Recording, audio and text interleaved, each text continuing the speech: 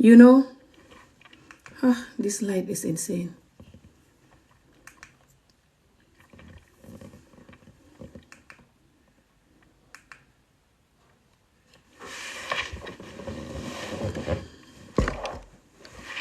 You know, I want to come back and do this topic before I go to bed, guys. Just because of the amount of messages that I'm having on my videos about my underage marriage. Yes, I want to make this clear tonight for those people, even though I know a lot of them are not going to watch me. I'm hoping that it's going to be one person from those comments that is going to come up here tonight and talk to me. Especially if they have the gut to get their entire generation up here on this screen and face me and talk to me. Instead of hiding like a coward behind the screen and typing. You know, guys, this is very embarrassing. This is shaming. The whole world is laughing at us Muslims. The whole world is laughing at us Muslims. Wait, I don't like this thing on my face. This is too colorful. The whole world is laughing at us Muslims. Because whenever we have to talk about something that is harming our deen and our people that is in the deen, especially the women, everyone is attacking that person, especially the men that like that particular thing. And this is making the whole world to laugh at us Muslims.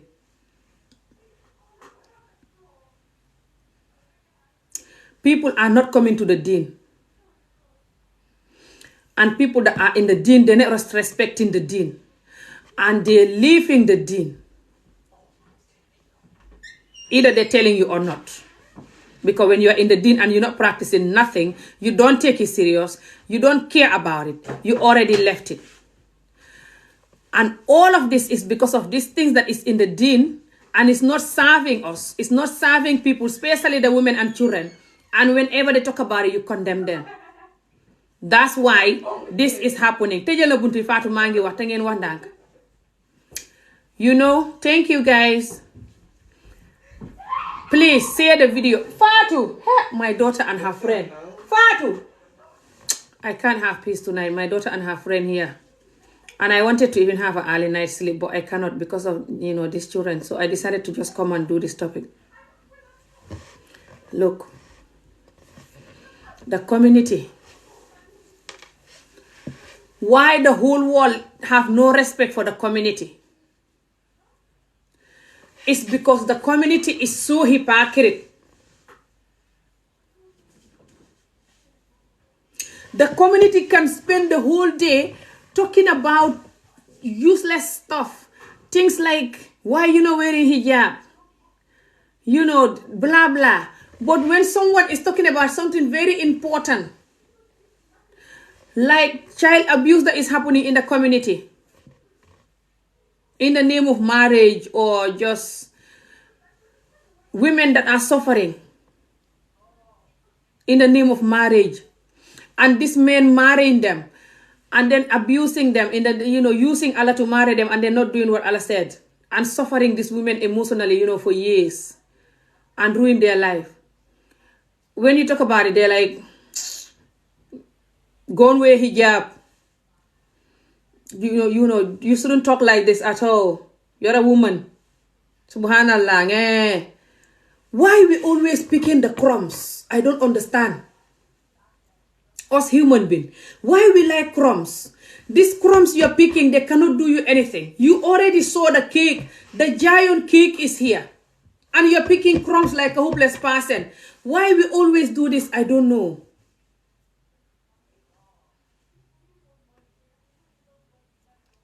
Me, I don't pick crumbs. I already have enough crumbs. All of the crumbs that I'm supposed to pick, I already picked them from when I was a baby. So I don't pick any more crumbs. When you guys claiming you know you love Allah and stuff, that's why you don't want no one to say anything about Allah. It's not like you love Allah, you are a hypocrite. You don't love Allah. You cannot do everything that Allah told you, no matter how much you love him. You every day go and do things that he told you not to do, and if you don't do them, you're not gonna die. But you do them because you don't love and respect him. But when something is happening from the Allah and it's not good to the people that it's happening to, when they talk about it, you tell them to shut up. You come in, you're like, I love Allah, shut up, don't say that, I love Allah. Oh my God, subhanallah, I love Allah. I'm here, I'm a Muslim, I'm supposed to defend my religion. I'm defending my religion now. You're not defending any religion, you are a hypocrite. And it's like you're wicked, and it's like you like that. You know, whatever that is happening, you like it, it favors you. This is for the men. For some of the women that, you know, this thing doesn't favor them, and it's not like they like it, but they're just scared of the men, you know. So they're pretending to go with this men that, you know, like this. I have women, it's very sad. And those women, tell them if they're going to open their legs and give birth, and then tell that child, give that child like Isa was given. Ask them if they'll do it. No. I saw them, some of them are young. I'm even older than them. They commented, this thing that happened to you, it's nothing to do with Allah. Don't blame it on this religion. Blame it on your people, your parents, your community, your culture. Nothing to do with Allah.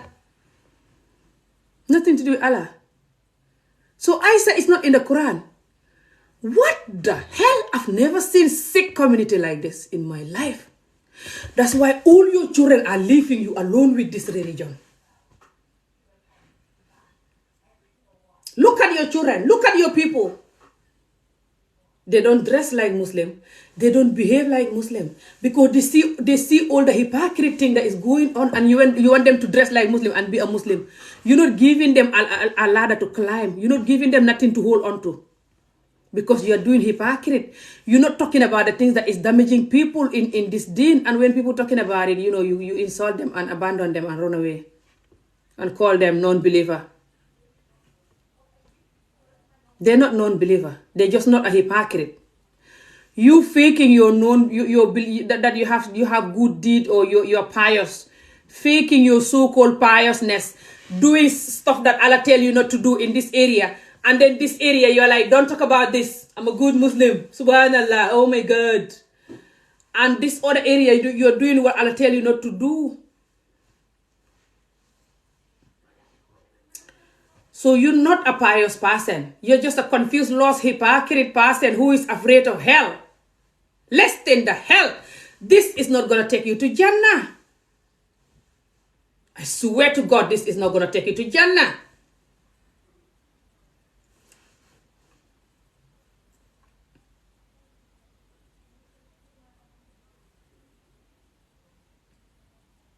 The whole world is laughing at you as a Muslim.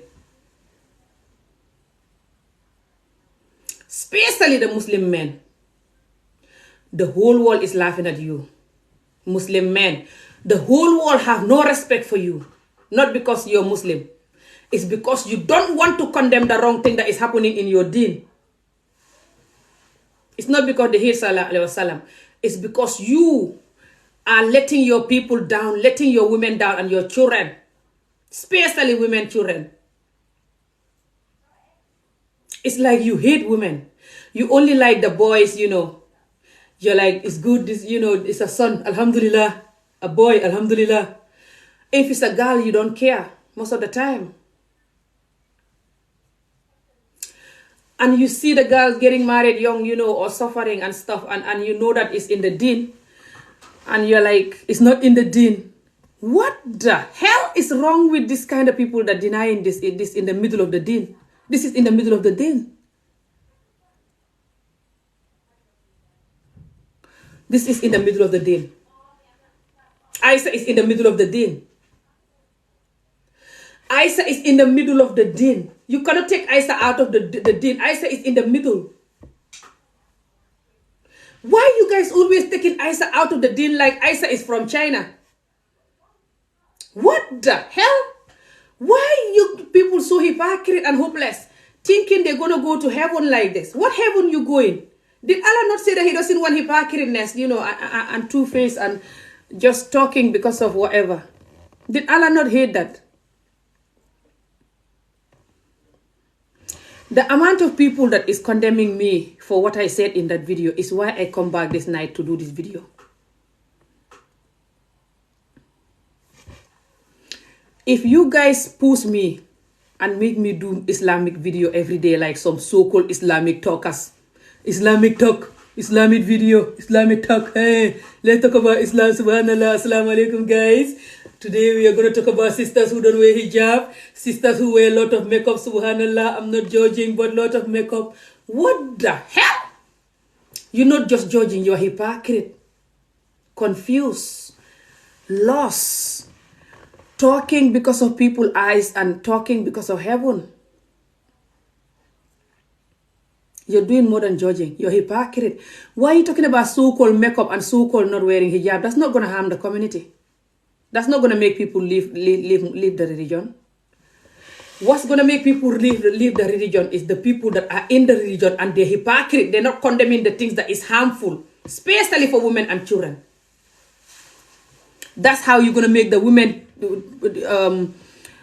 leave, or they're in it but they're not in it, and their children gonna leave, or they're in it but they're not in it, and the other people that are not in it are not gonna respect you.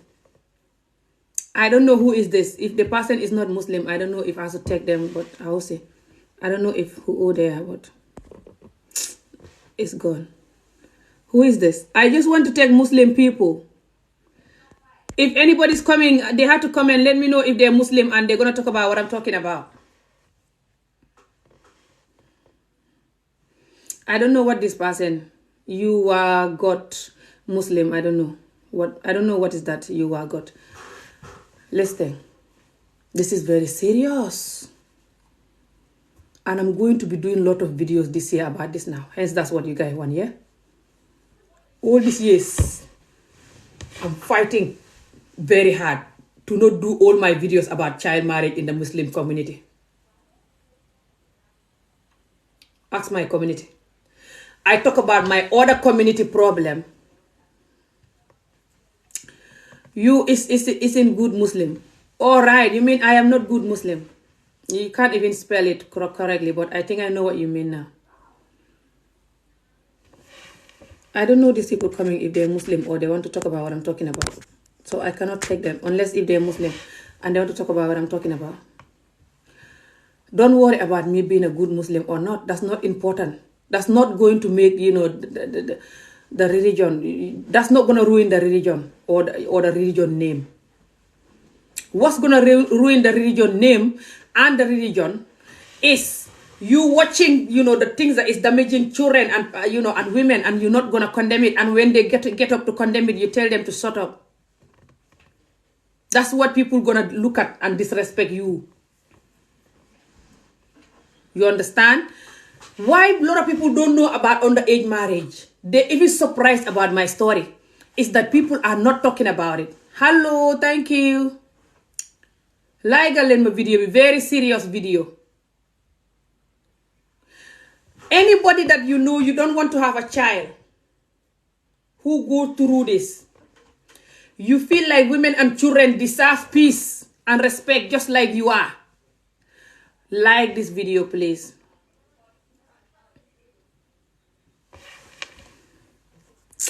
Let me take this person out. This is no joke. Me, I do comedy, but it's not all the time there.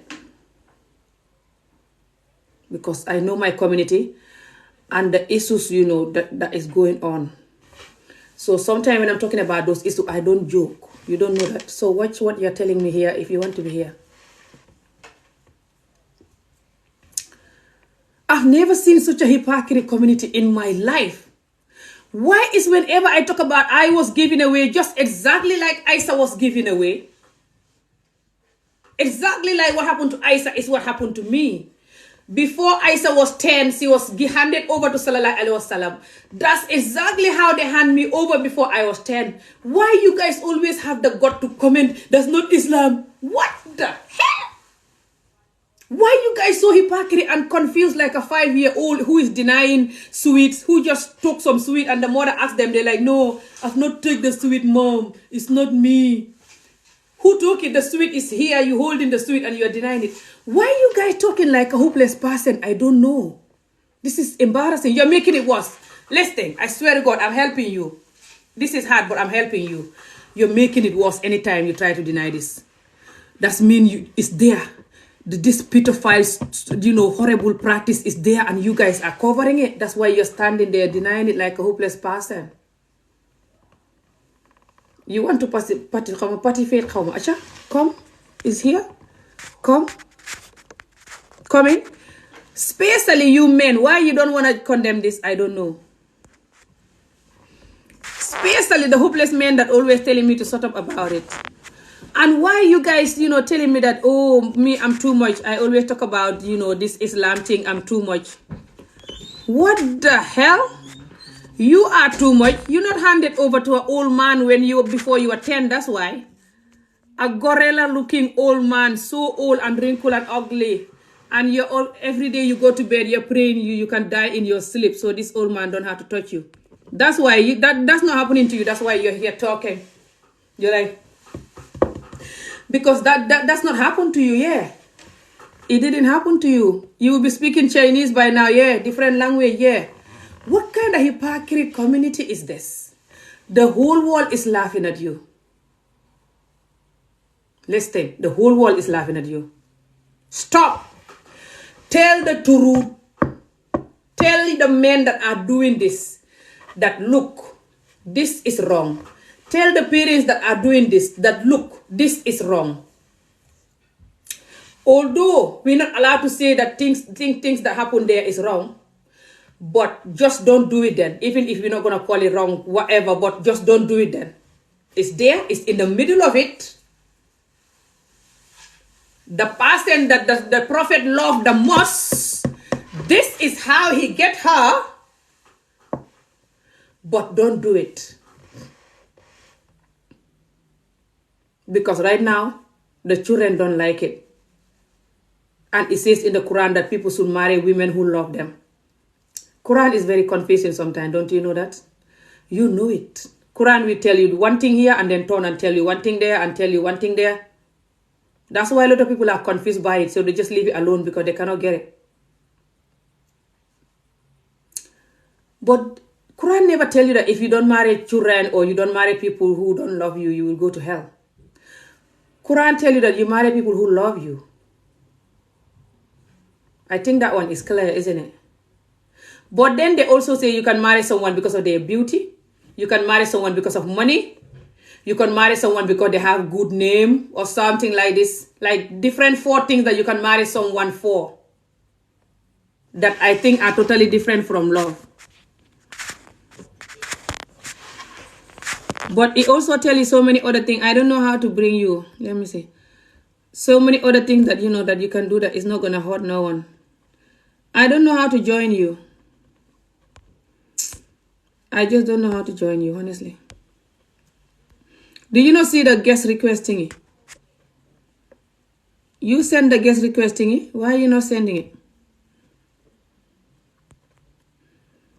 Where are you waiting for? I don't see nobody here on the queue. Huh? This year I'm gonna be making my. If you guys make me to make my videos about this, I will make my videos list Islamic talk videos like all these so-called Islamic talk videos doing on TikTok and stuff. They're not talking about nothing important. Talking about women wearing hijab, women not wearing too much makeup, people going to dance in the nightclub. Useless talk. They're not talking about the big fish. Too scared to talk about it, and when anyone talk about it, they tell them to find a barrage. You want me to talk about this? If you guys want me to be talking about this every day this year, I will start talking about this every day. Because this is my damn reality that I suffer with all of these years. Trying to cure my ass with this pain all of these years on my own. You want to know? Do you know how painful this is? Anyway, Isa that was given young, is said in the Quran that Isa love it.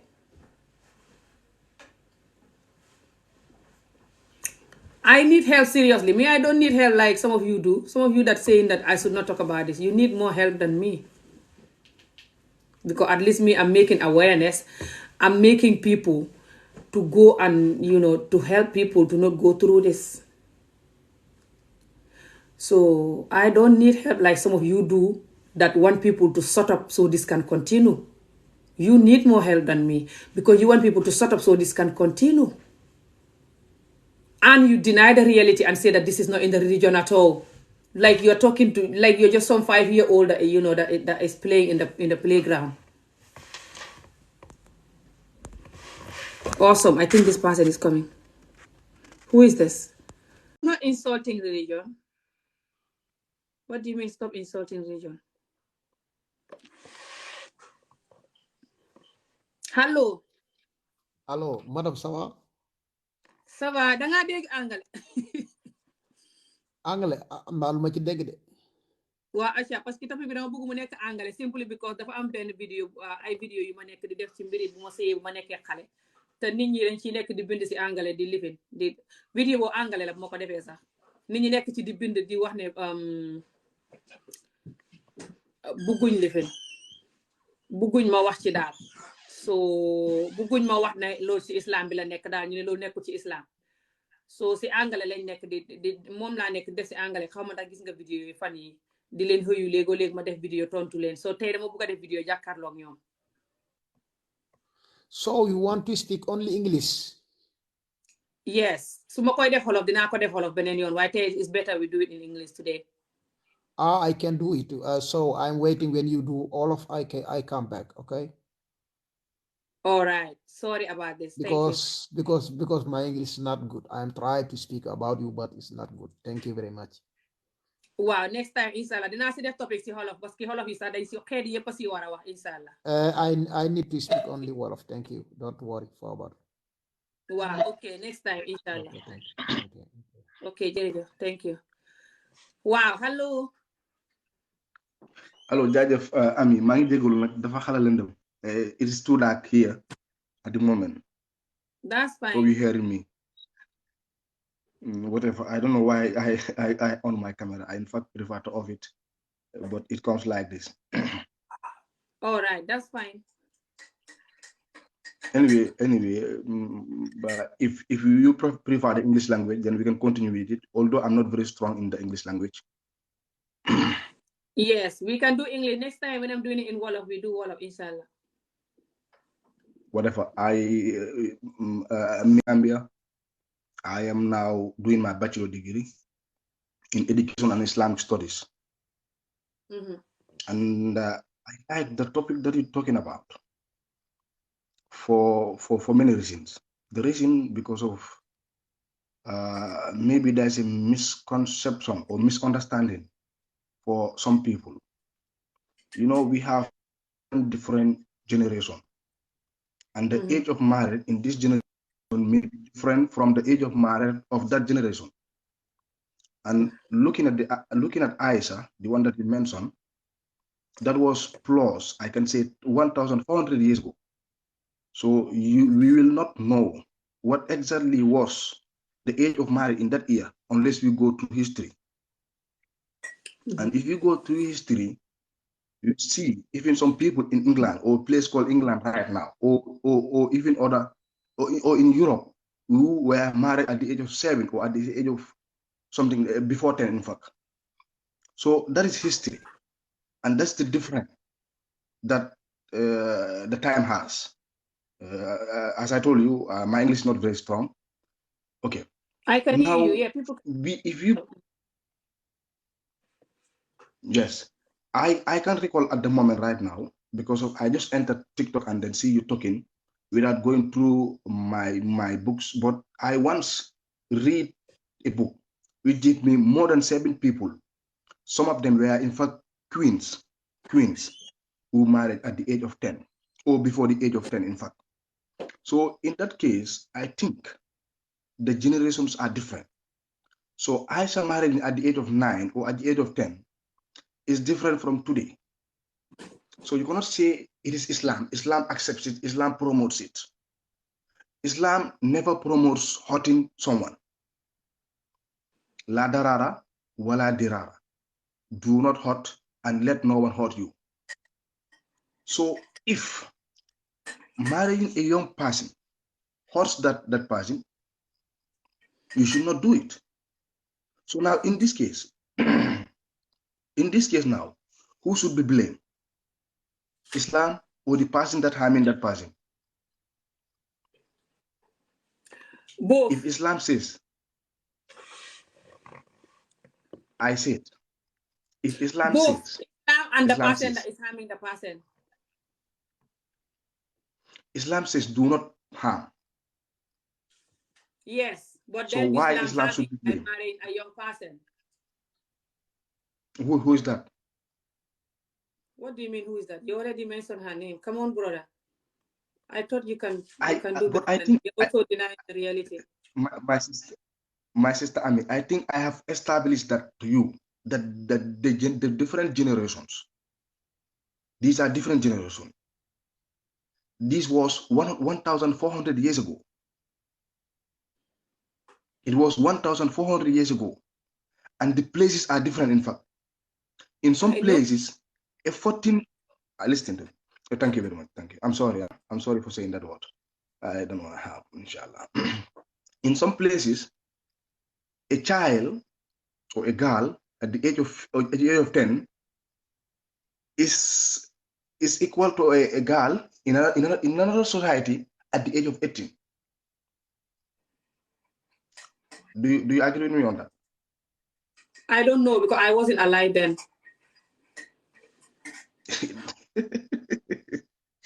Thank you. I don't know how this is another and thing. and whatever the reason is why you're saying this. I wasn't there. Okay. Then if that's the case, you should not blame Aisha or the Prophet on that. How? Or you should not blame Islam on that. It's already in the Quran that you and I believe in, and whatever is there is okay to do. You know it. What is in the Quran? Anyway, what is in the Quran? This is not going to help you. The fact that it's still happening in the community, and you not talking about it, but when someone talking about it, you come attacking them. That's what you should be worried about. No. Because it's not like I mean, it's not happening. It's happening and it's there. It's in the Quran and it's happening still now. Where in the Quran? Where in the Quran? Where in the Quran? Last time, yes. No problem, Allah. Last time I tried to rectify you. Hey, this no. Painful. Last time I tried to rectify you, painful. and I will make a video where I'll be rectifying people saying that it is said in the Quran while it's not said in the Quran. We have to be careful of this. It's not said in the Quran. It's just done in the Quran. It's not said. It's just done. It's just done then, but it's not said. It's just done. The Quran is a word. The Quran is not an action. It's a word. These are words. It's not an action. You want to say it's done. So what the Sallallahu did is not what we are doing. I mean, I think I have established at the beginning. No, you that this happened 1400 you just years ago. The reality, like those people I said this happened making me do this video. You are denying I think I said Aisha that is in the middle of the Quran and Aisha's history. No, I'm not denying that. I'm not denying that. What I'm denying is not in the Quran. That's what you just last said.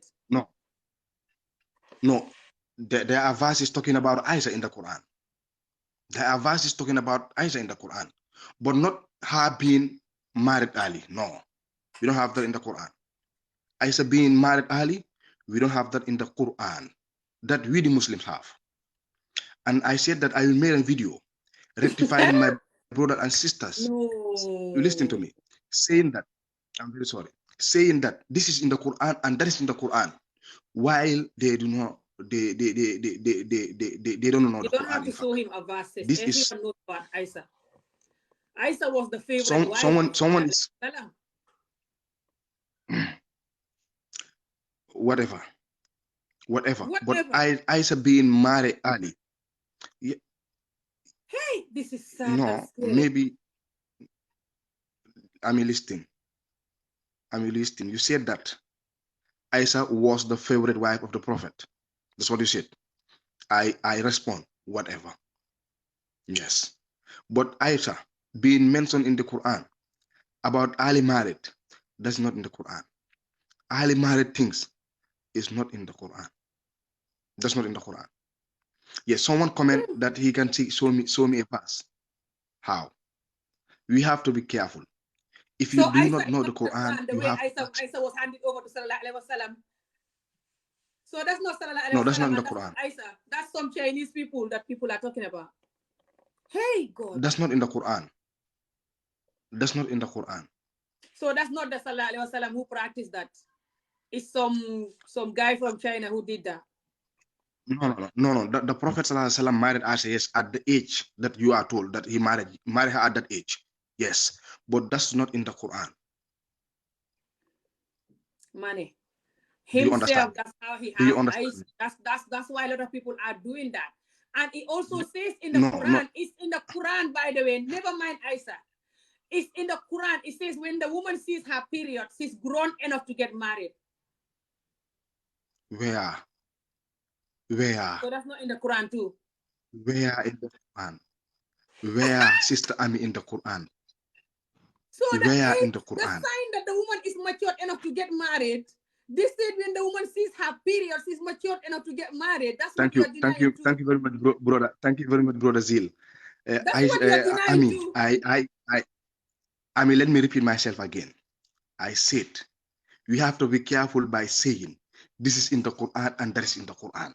But I always hear it when my whole life. I don't know what verse. I don't have to know it. People then they take Nuwari every day. Just like you are denying that Amud Jabar Bundao Aisa.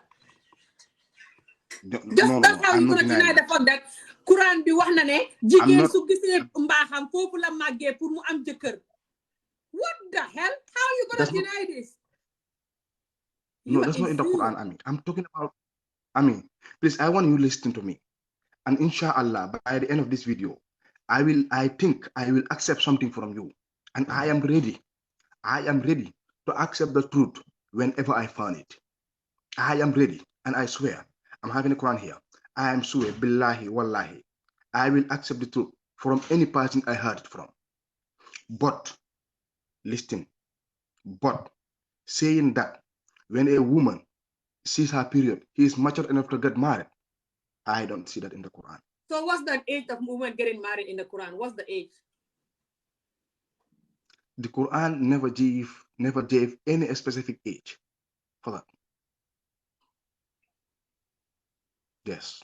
So the Quran don't guide people about getting married, about what time to get married. What time the person is mature enough to get married. The Quran did not say that. In for women? Yes. No. So where did they get the fact that women, when they see their period, their pivot, you know, and their period, then they're mature enough, which is the period.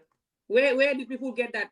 Saying this your whole life, you're from Gambia, hearing this your whole life, and now you're talking like you're from China, just because you're in the camera.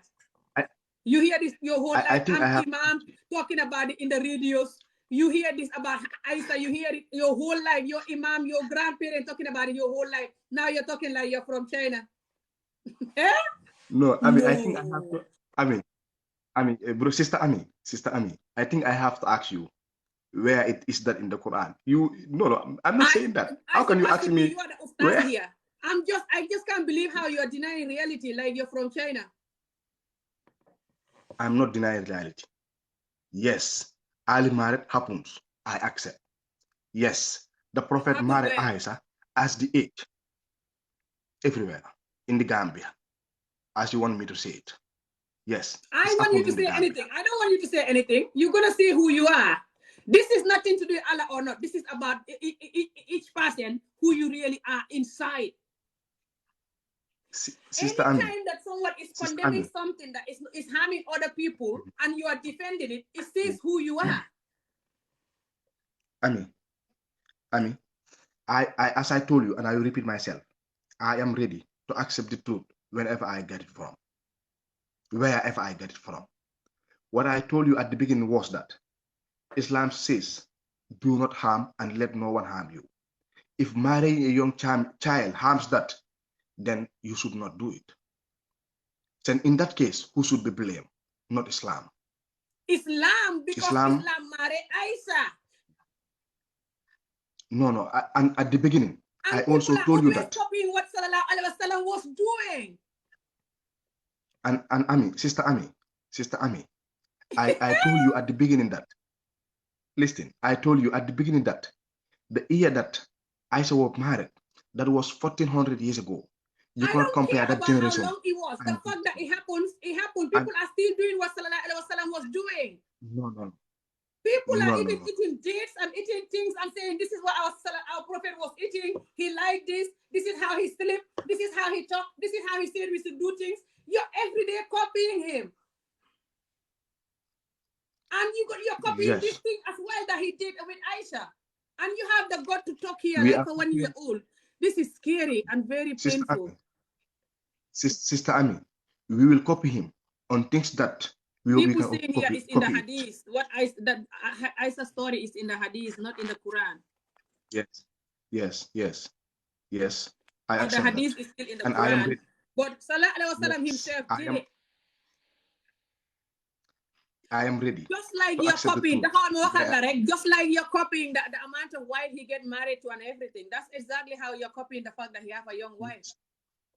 That's the reality. We do copy the fact. You're not man enough to just tell your fellow man to not do it. It's very simple. But you're going to be here arguing with me for 1 hour, 2 hours for nothing. Hello, gentlemen. Hello. Yes, brother. This topic is very important. Yes, thank you. It's better we listen to Ikoda and we learn from Ikoda. Inshallah. Thank you very much, brother. Okay. There are things we know that we follow. But Islam itself, anything we know that is going to harm, it didn't force anybody to do it. Thank you very much. That's what I wanted to try. What I was trying to establish. There are people know that they can be the same age, but they are bigger than equal physically, mentally, maturity. Yes. I mean, I understand. How you are thinking of it and how you are expressing yourself because of for me, I'm very sorry because of something was done. It was so painful. I'm very, very sorry. You see, it shouldn't be done. But this is Islam. When we come to Islam, there are rules and regulations. And these are the ones, it's not something we know that you are forced to do some of these things. You cannot say, Yonent Sallallahu Alaihi Wasallam do these things. There are things we know that Yonent Sallallahu Alaihi Wasallam didn't do it. We, at right moment in this generation, we are doing it. Because of the changes of the civilization. Which is why we have to change this now that he did it. And when I'm trying to talk for people to change it, people like you coming arguing with me like some insane people. No. Yeah, but there are things we know that even we are going to change, we take the good. We change the good, not the bad thing we know that. You and me and others know that it's not something that we should. Okay? Exactly. So why is this man, saying that, denying the reality and going crazy? No, I understand that he's trying to explain. That's why I say you have to talk. You have to listen. You have to listen to each other. The thing that is there that is harming people. That's what I said when I started this conversation. Why people have no respect for Islam now is because the things that is harming people, like you said, it was okay then, but it's not okay now.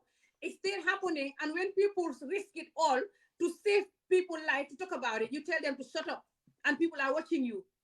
That's why they don't respect it. Because they know that, it's not, you guys are not being honest. And you don't have a kind, loving heart. People don't want people who don't have kind, loving heart now. Everyone have no independence. Everyone know human right now. No. That's what we are going. For me personally, I will take it as a Jamano. At this generation, you will not look what people are doing or what people are saying. Just look what is right.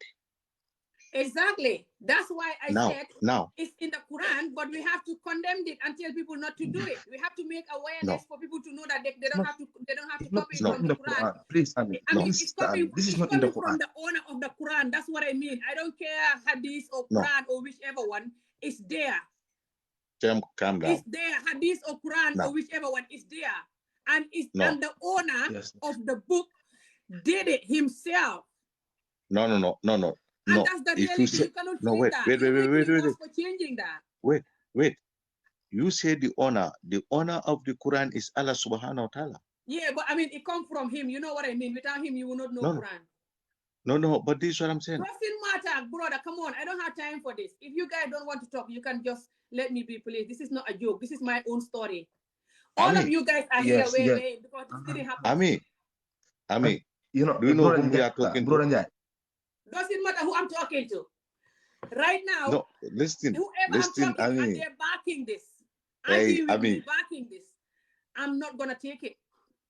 This is not part of. Hey. And it's a reality of a lot of other women are out there, and no one is talking for them.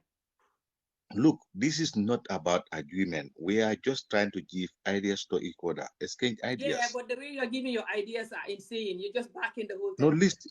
No. Don't expect that what you want or what you want to hear, that's what we are going to say it. No. It's not like that. This is the problem. This is the problem. Brother Njai. Yeah. Njai Kunda, can I come in again? Sister Ami, we are very, very sorry for whatever you have gone through. This is the problem. You guys always are like, oh, I'm not gonna say what you want to hear. No one wants you to say nothing that the person want to hear. No, but I know the community. The community is full of pain.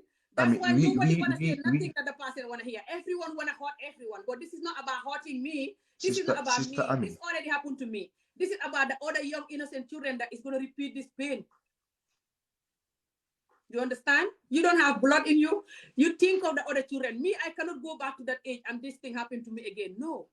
But it's happening all over, not just Africa, even Asia.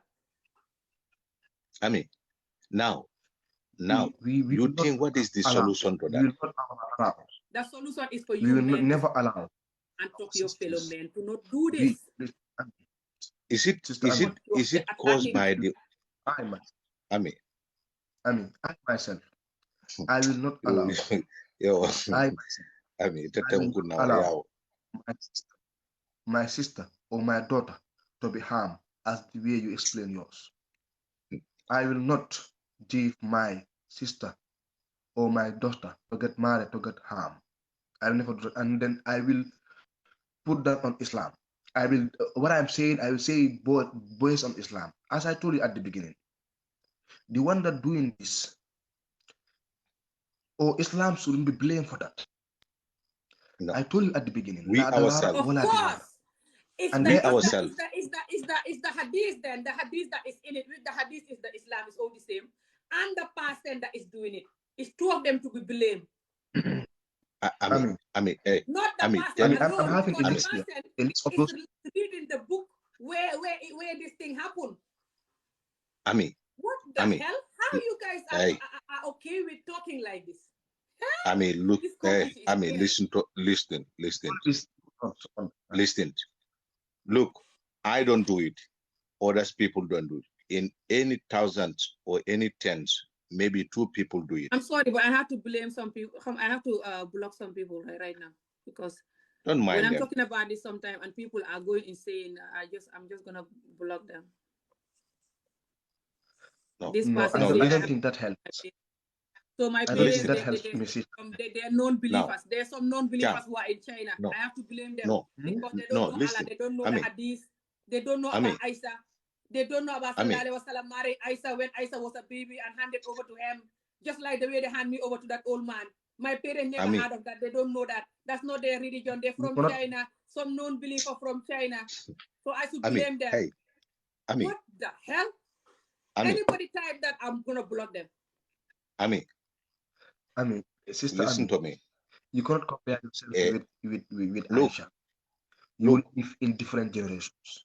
You live in different. That's why I said we should condemn it. I know it's different generation. That's why I don't like it because I don't know if it was happening to other women then, apart from Aisha. I know that if I don't like But it, that's mean a lot of people don't like it. And I saw other people who also don't like it. They just don't have the courage like me, because when they come, people like you will come attacking them. They'll call me down, praying for me, crying, telling me how this ruined their life, but they don't have the gut to come like me and put their face in the camera because of people like you who is going to come attacking them. Yeah, now, but now, I know, no, I want Sister to Ami, kick them no, out, but I'm just going to try to give them a chance. Look, we are in a generation let me we know that they have to blame their own parents. No. No. Let me tell you why. The parents Let get me it tell you from why. the book. The parents Let get me it tell from you the why. book. No, It's in the that's not. book that they believe in. No, that's not. You don't see there. You cannot say it. You don't see any chapter. Okay? These people are insane. Look. We know that in a tradition, people who know that they do these things. Okay? Sorry to say it. There are tribes know that they normally do these things. At all. Just talk. Okay? But now, apart from that, there is no, even Islam, he didn't force anybody. This is what we have to understand. Okay? Yes. And the hadith you are saying, that is the hadith sunnah. When you talk about that, that's the way of life. Yonent sallallahu alaihi wasallam. Okay? With this other one, now you are talking to us. You as a Muslim. Okay? The way you dress, is that the way how we should do it? But nobody is forcing you. You dress how you like it. We are talking to you. Is that what? So this is something we know that we ourselves, we have to look how we are going to live. So that point, they should blame their parents, not Islam. You're insane. Okay? Islam didn't force anybody. Money. He didn't force them. Aisha was not forced. Aisha, what happened to her is worse than Don't forced. talk about Aisha. What Do you happened know? to Aisha This is what I told you. Don't force. Because Aisha was like me. Aisha didn't even have choice. No one forced her because she was a baby. She didn't even know what the name marriage is. She didn't even know. And she was handed over just how like can you say that? hand over How your can you child say for that? adoption. Just like How you're can you giving say your that? child for adoption. That's what happened to her. So what happened Hey. to her is worse than forced marriage. No. I mean, sorry that. Look, those people, no. Please. How sick is these people? Sister Ami, as I told you at the beginning, I am very sorry for whatever you have gone through. No, but you're not for sorry. me, Don't sorry. I am with you. Sorry. Especially not from you two that is backing this. Huh?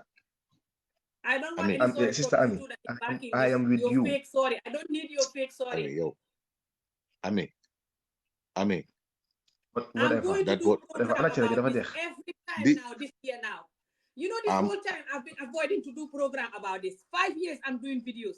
I keep forcing myself to not do program about this, to not base my videos on this. But now I have enough. I'm going to base my videos on this now. If you make me base my videos on this, the whole world will know about this. You guys know me, do you? Asha? Come on, start this with me, guys. Start this with me. Start Sister that. Ami, if you do video, yeah. So I'm sorry. If you start doing that, we also will start defending our religion. Hey, we will continue you will to start making yourself a fool. You mean you cannot defend nothing? It's in the middle of the religion. Aisa's story is the main. Is in the mid. Aisa's story is in the middle of the religion. How are you gonna take it out? I'm waiting. Whatever. I am waiting for your video. You're gonna make it worse trying to ban Aisa's story. All you can do is, brother, come on, be a man. All you can do is to tell your fellow men that this is in the religion, but we don't have to do it. It's not serving the generation now. Fellas, but denying it that it's in the religion is going to make it worse. Everyone knows it's in the religion. Even 5-year-olds know it. The religion never forces someone to marry. The religion never forces someone. No. Inshallah, I'm waiting for your video. Whenever you make a video, I will make a video clarifying Aisa's issue. And I have enough information about that. And I'm waiting for your video. Although I did not come to this TikTok You have to energy talk about religion. to make video to fight me and to clarify. Then I you am telling your willing fellow men to stop practicing this, and you see them practicing it, especially in your country under the mango tree under your eye, and you are here telling me that whenever you make a video, I'll make video. That's just to prove who you are. You are ruining the religion, not me. You are defending child abuse and forced marriages. But please. marrying Isa wasn't child abuse. The Prophet marrying Isa wasn't child abuse.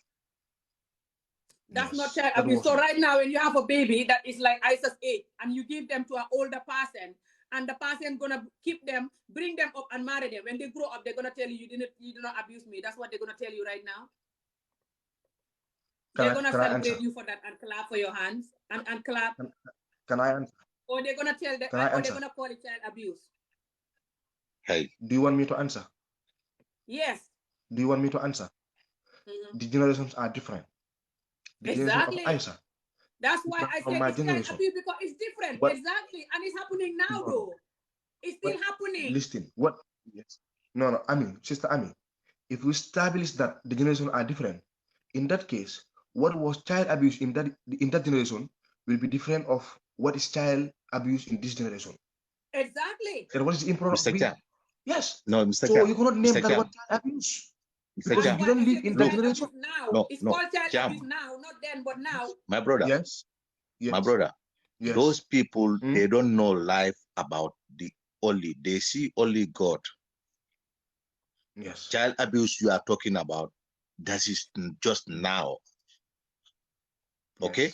Yes. Just now. Those generations. No. It's now. Yeah. That's it. Look, there was a time me and you, where we come from, we don't know child abuse. Exactly. We don't know it. Yes. I know. We follow. I'm not saying it was called abuse then. I'm not saying listen, that. I'm saying now. We're talking about now. No, this is that me and you now, we are sitting at one place. We know that now we're talking about the child abuse. If you go to where you come from, you see a small child pounding a rice or a couscous or whatever.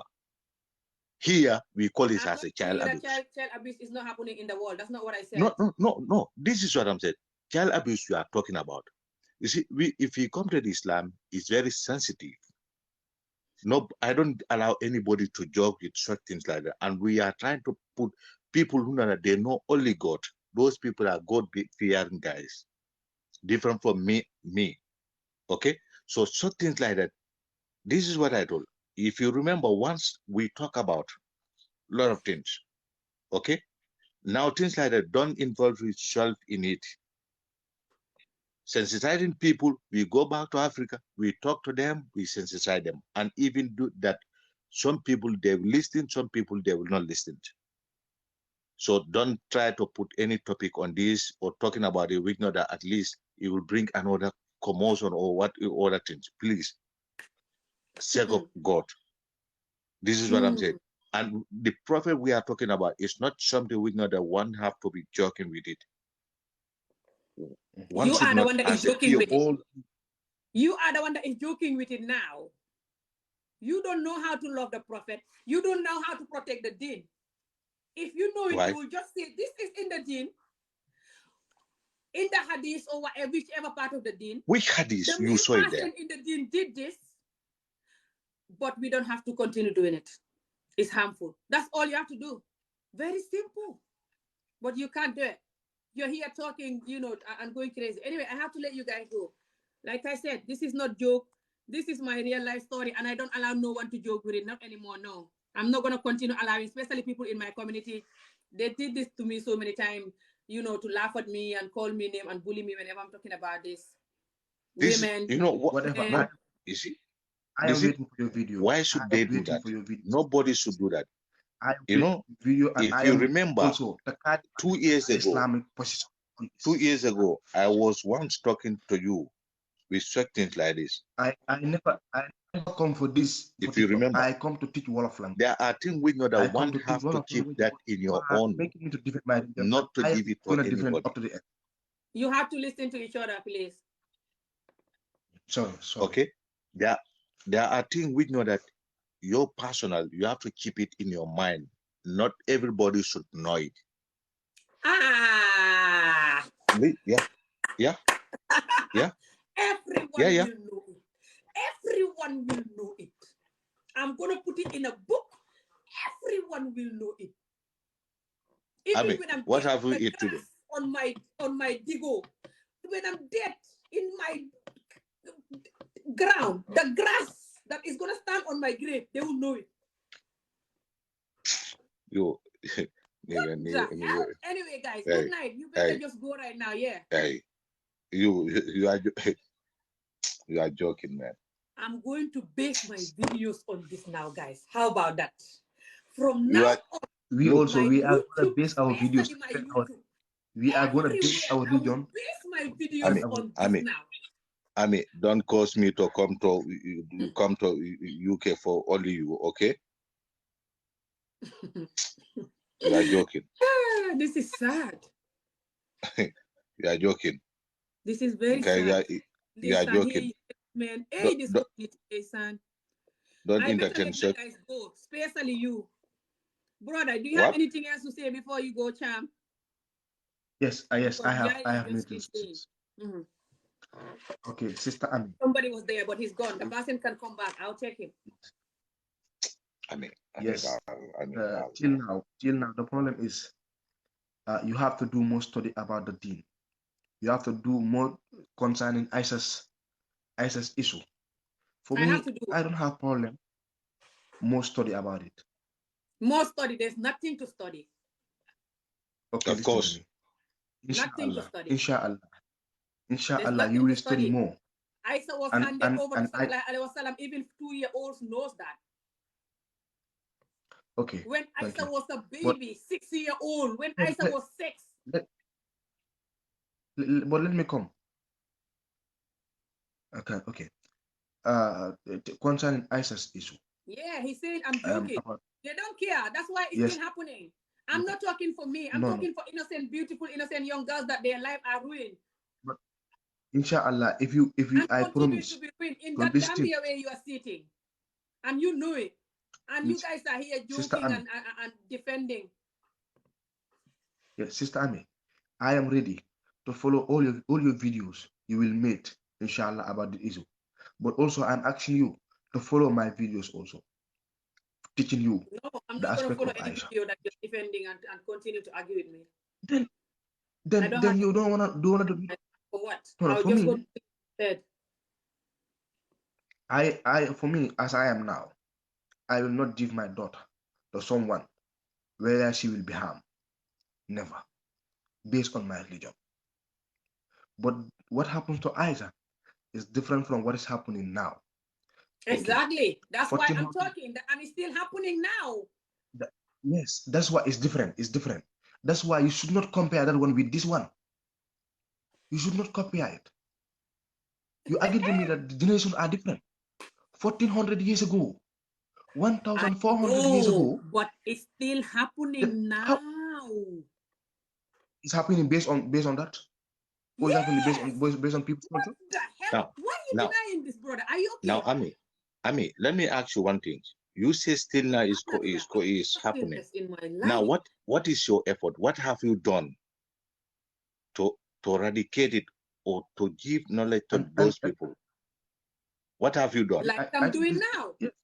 No, that is cheer. The people who know that are doing are layman think that they don't have internet. It's better you go down there, you talk to them. You go house to house. Everyone come to TikTok. Everyone go to videos. And No, everyone that's listening to me, especially people from my community, they talk to their people in Africa. And this is the problem. You are belittling me now. You want to make me feel bad now for talking, make me feel worthless. It's not going to happen. I already know my community. This is what you're good at. People that watch me, they even if they're abroad, someone like you, if you weren't sick in the head, you will call your family members or cousin or anyone you're talking to in Africa and tell them, I know this woman called Ami Job. She always talk about underage marriage and forced marriage. Please, if you know anyone that is giving their children to get married to someone they don't want, or even if the person is not young, tell them to not do it, because it's in the Quran. Isa was handed over to Sallallahu Alaihi Wasallam when she was a baby. It wasn't her choice, but we don't have to do it. Don't talk about Quran. This is what I told you. Because the time then is different from now. Just like you said here, That's what you have to say to people under the mango tree. But you cannot do that. You're here arguing with me like a hopeless person, telling me what have you done. What I've done, a lot of people call me, by the way, especially Senegalese. A lot of them will call me, especially when I used to do Facebook and I used to talk about this a lot. They will call me and tell me that, or through Facebook, and tell me that because of me, they stop their family members from giving their children to people they don't want. Especially in the villages. For me, if I see that, but that's not Islam. Islam shouldn't be blamed on that. The hell? Islam is not guys, I'll let you go. No, I'm not ready give for someone he did love. No, that's un-Islamic. That is un-Islamic. Giving a girl to someone to marry her, that the girl did not love, that is un-Islamic. You should not force anybody. You should ask for her permission. You should ask for her permission. Aisha was giving to Sallallahu Alaihi Wasallam when Aisha don't talk about Aisha. This is what we are saying. When Aisha don't even have the chance to refuse. Okay. Aisha was, what happened to Aisha is worse than forced marriage, because Aisha was so young that she couldn't even refuse nothing. She just had to go. Yeah, black comment. Wait. Listen, 1 minute. Can you allow this man to come? She didn't hate him. Listen. She loved him. But for them, they do. I will give a chance to black and brown. Hating them. These women will never love them. And I want to raise one issue. I want to raise one issue. Let me raise this. Ami, Sister Ami, someone asked you last time. Who is the hell up? Look, anyway, you don't have any profile, so it's not need to respond you. You see? You are talking always rubbish about people. No, they are right. I'm gonna take you guys off. I swear to God, because you guys sister, brother Njai Kunda, ignore all those things. We are here to teach each other. We are here to help each other. Yeah, whatever words we have. For me, I believe that I am here to benefit from Ami, to get something important from Ami and from you, Brother Njai. We just give from those ideas to each other. I personally talk to him. You talk to her. That is not only you were bullying me. I remember you randomly called me on Facebook and bullying me, telling me to not talk about my story. I should keep it to myself, or I should go to Africa and talk about it. You were bullying me just like you're doing now. In Facebook. Anyway, let this brother talk, or I'll just take you out right now. One more talk and you're going for good. Look, Ami. You talk, brother. Ami, you say I bully you in Facebook? That's not true. Maybe you don't recognize right now, or I'll take you out. Yeah, I swear to Allah. Do that. Brother, you continue. Take it off. Okay. Sister Ami. Sister Ami, I think I love you. I like you. Whatever. Because at the beginning, as I told you, I am here to get from you, inshallah, at the end of this conversation, bi'idhnillah. Then someone asks you why it is not allowed to marry, for early marriage is not allowed, but is allowed to have sex out of marriage on early age. We have seen early pregnancy, which are not criminalized. So we are criminalizing early marriage, but we are not criminalizing early sex. Why? Brother, that's even worse. Don't talk about this. The whole world is gonna laugh at you more for saying this. No, I'm asking why. Why does I'm not gonna answer that stupid question. Sorry, I have respect for you, and now I'm getting angry, please. This is my real life story, like I said. You don't want to know how much trauma this cost me, and I am still fighting with my trauma and get bullied by my trauma every single day, still. And I'm 41 years old, and I have 3 children. Yes. Do you understand? People that are even doing something that I will never do when you pay me 1 million, they're standing and laugh at me and bully me just because of my trauma that this caused me. So I don't joke with it. Do you understand? Enough of the joke now. Now listen. I don't have time to talk about why we're not condemning early sex. You go and condemn early sex. You can condemn children from eating what they shouldn't eat, or lying when they shouldn't lie, or doing wrong. You can condemn that. Go and condemn that. I don't care about what the children are doing and they're not supposed to do. We all know children are going to do something they're not supposed to do, even us adults. I'm talking about handing over these children to people they don't want. Handing over them to their victim of child abuse. Handing over them to their rapists, and they're raping them in the name of marriage. If this happened to Aisha, and Aisha loves Sallallahu Alaihi Wasallam, good luck to her. To many women that it happened to, including me, they don't love their victims, the people that they give them. And you know it. So why the hell you talking like you from China? You don't know what's happening. If you're not ready to help this woman and tell this man not to do this, also tell these parents not to do this, even though they get it from our prophet, but we shouldn't do it. If you're not man enough to say that, you can just go to sleep. I have enough of this joke now. Thank you very much. I think you are done from that.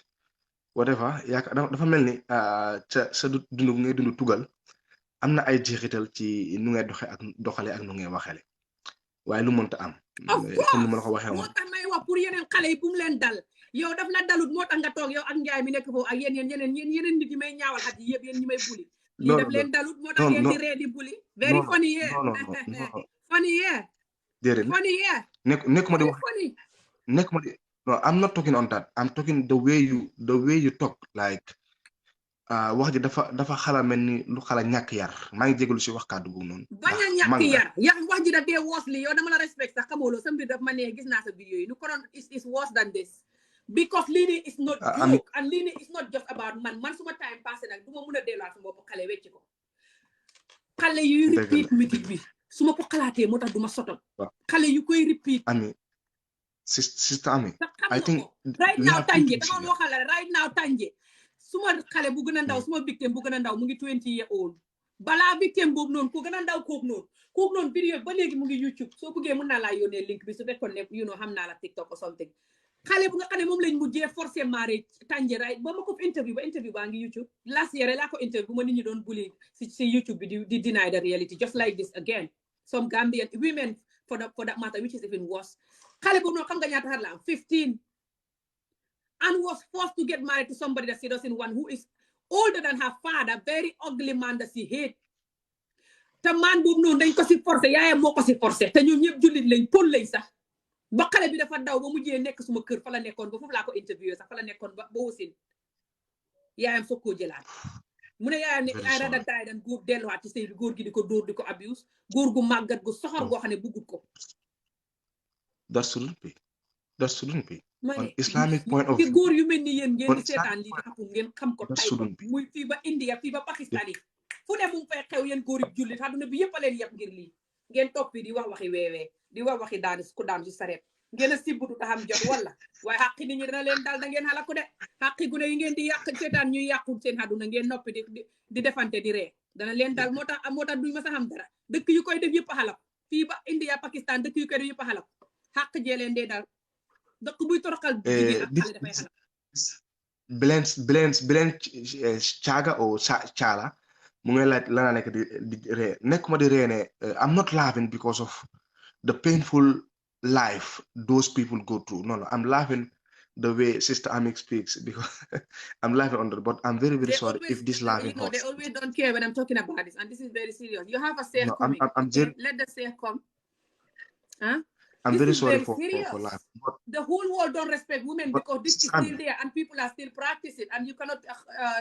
The whole world don't respect. Muslim, because of this child marriage thing that is there, and nobody want to address it. And people are still practicing it. It's not like it's there and nobody wants to address it, but no one is doing it now. No, they're still doing it. And then anybody talk, you insult them and try to, or just try to, bring some little fact. Try to go, pick all the crumbs and give it to the person. I don't want any crumbs. Why are you giving me all these crumbs? You take it. I don't want it. Yes, listen, but Sister Ami, I swear, if I see anyone doing that, giving a girl, even if the girl is matured, I'm not talking about when he sees underage, but even if the girl is matured, I will not allow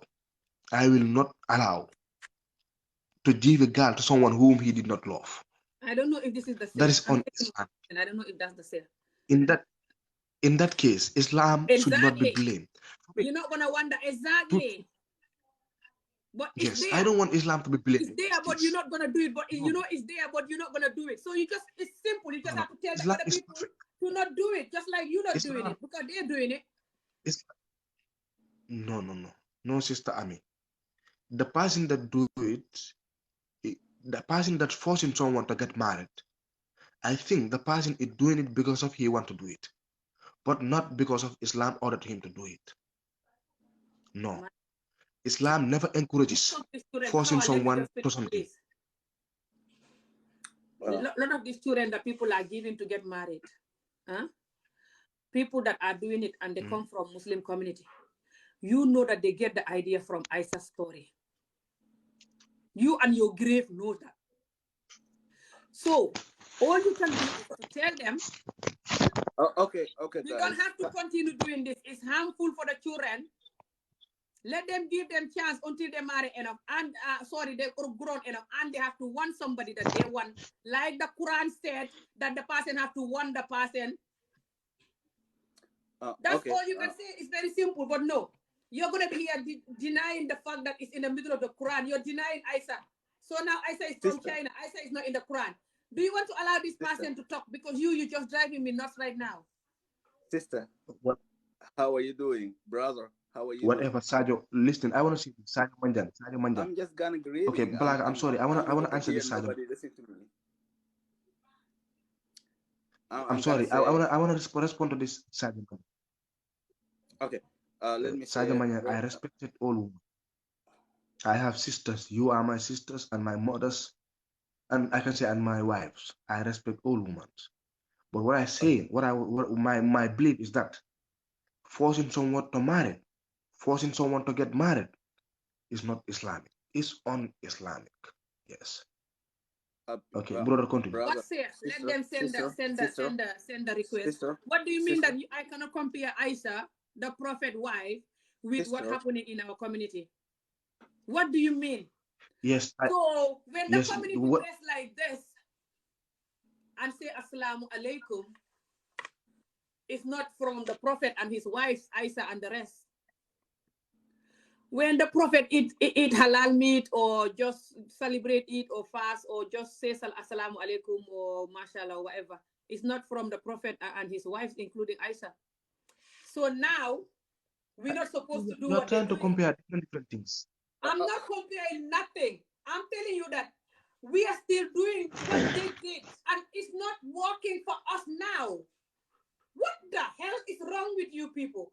How are you gonna tell me that we're not supposed to do what they're doing now? Ooh, we aren't Muslim now anymore. Yeah, I see.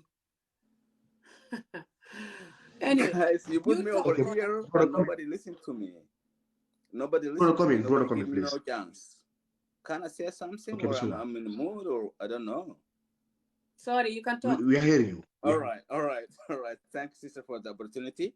Thank you, brother. So I'm from Sudan, first of all. So I speak Arabic and English. So if we are gonna go talk about the Islam, so like Prophet Muhammad, peace be on him, when he married Aisha, the thing is right now it's different. It's different. Okay, so like when he married her, she's mentally ready to be in marriage. Okay, so right now you're talking about the child abuse. The child abuse is starting from the family. Okay, and can I please say something and you can continue? Okay, you can give her a chance. Give him a chance. No, I'm ready to learn. I'm ready to learn. Brother Cham, just wait, please. When Isa was handed over to Sallallahu Alaihi Wasallam, Isa was not matured, so I don't know what you're talking about. Look, what age was Isa matured? What age was Isa handed over? What age was Isa so handed over? So are you okay? So just let me understand. Are you agree with the marriage or not with Prophet Muhammad and Aisha? Do you agree with it or not? No, I don't agree with it. Okay, I totally understand. But the difference here, there is saying from the God. The God, it told the prophet to marry her. It's not like right now. It's not gonna talk about that because that is like connection between prophet and God. Okay, but right now it's different. I agree with you. Right now it's different. We're not gonna take it right now. Okay, but can you answer when I asked you what age was Isa when Isa was handed over? 9. I don't agree. Some people say 6, some people say 9. I don't know which is which. No. Look, okay, Prophet Muhammad, everything he did, the God told him to do it, okay? But not right now, because nobody told, the God is not communicating with you to marry younger girl, okay? I know, that's But why I'm telling people we are not, okay, we are not Prophet, we are not Muhammad, you know? This is the exactly. difference. Yeah. That's why I'm talking about it, for people to not do it. Yeah, this different. Look right here. My father have 5 wives. Okay, I'm not gonna do that because I have to, like, my family. I have to take care of them. Okay, like one wife. That's it. Exactly. Because I'm not a prophet. I'm not Muhammad. Exactly. That's why I'm talking about it, for people to not do it. That's all. I agree with you 100%. But people like this brother and the other brother, they're here instead of them to tell the fellow men to not do this and tell mothers to not do this. Very simple. No, they're here arguing. Right now, bringing little crumbs. Right now, I have one daughters. I have my wife, one daughters. If God give me more from her, it's cool. I'm gonna like give him like good education, health insurance, everything. I don't have like 5 wives and then I'm gonna like put them in the poverty. No. Exactly. Look, I'm from Sudan. Right now I live in the USA. I'm from Sudan. I know what's going through in Africa. Guys, we have to learn from our previous time. Like, we're gonna do the same thing. You're gonna live the same time your father, your granddad live. You're gonna repeat yourself. No, we need to grow up. We need to exactly. So do you think people should stop doing that? What do you wanna tell your fellow men who are still doing this? Hey, I want to tell them that stop that. Stop it. Right now, okay, look. The first, like Australia, America, Canada, whatever, they grow up. Why? Because they learn from the past. But we are African, we're still doing the same thing over and over again. And we're still living in poverty. No education, no health insurance, nothing. Guys, we have to wake up. We have to wake this like 21st century.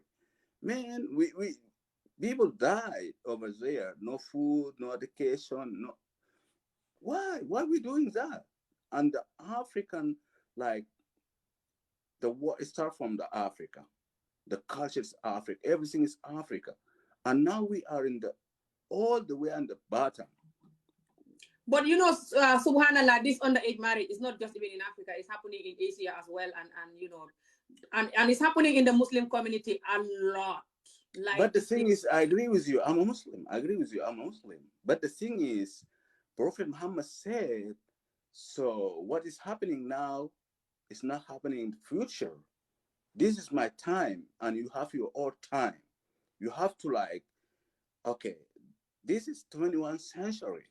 Okay, in the past time, we have your farm, you have everything. But right now, we live in 21st century. You have to have your own house. If you have to, okay, you want to send your kid to the school, you have to have money. Then they want to go to college. So you have to be ready for that. Yes, get the staff to join. Yes. Yeah, you have to understand that. But and the ancient time, we live in the village. Brother, can I? Okay, go ahead. Go ahead. I'm listening. I'm still learning. Okay, I am. Okay. Yes, as I told Sister Ami at the beginning, that by the end of the video, I will benefit from whatever will happen here. Okay, for me, my point was to defend Islam. For example, the Prophet ﷺ marrying Aisha. At the beginning, what I established was that was in different generation.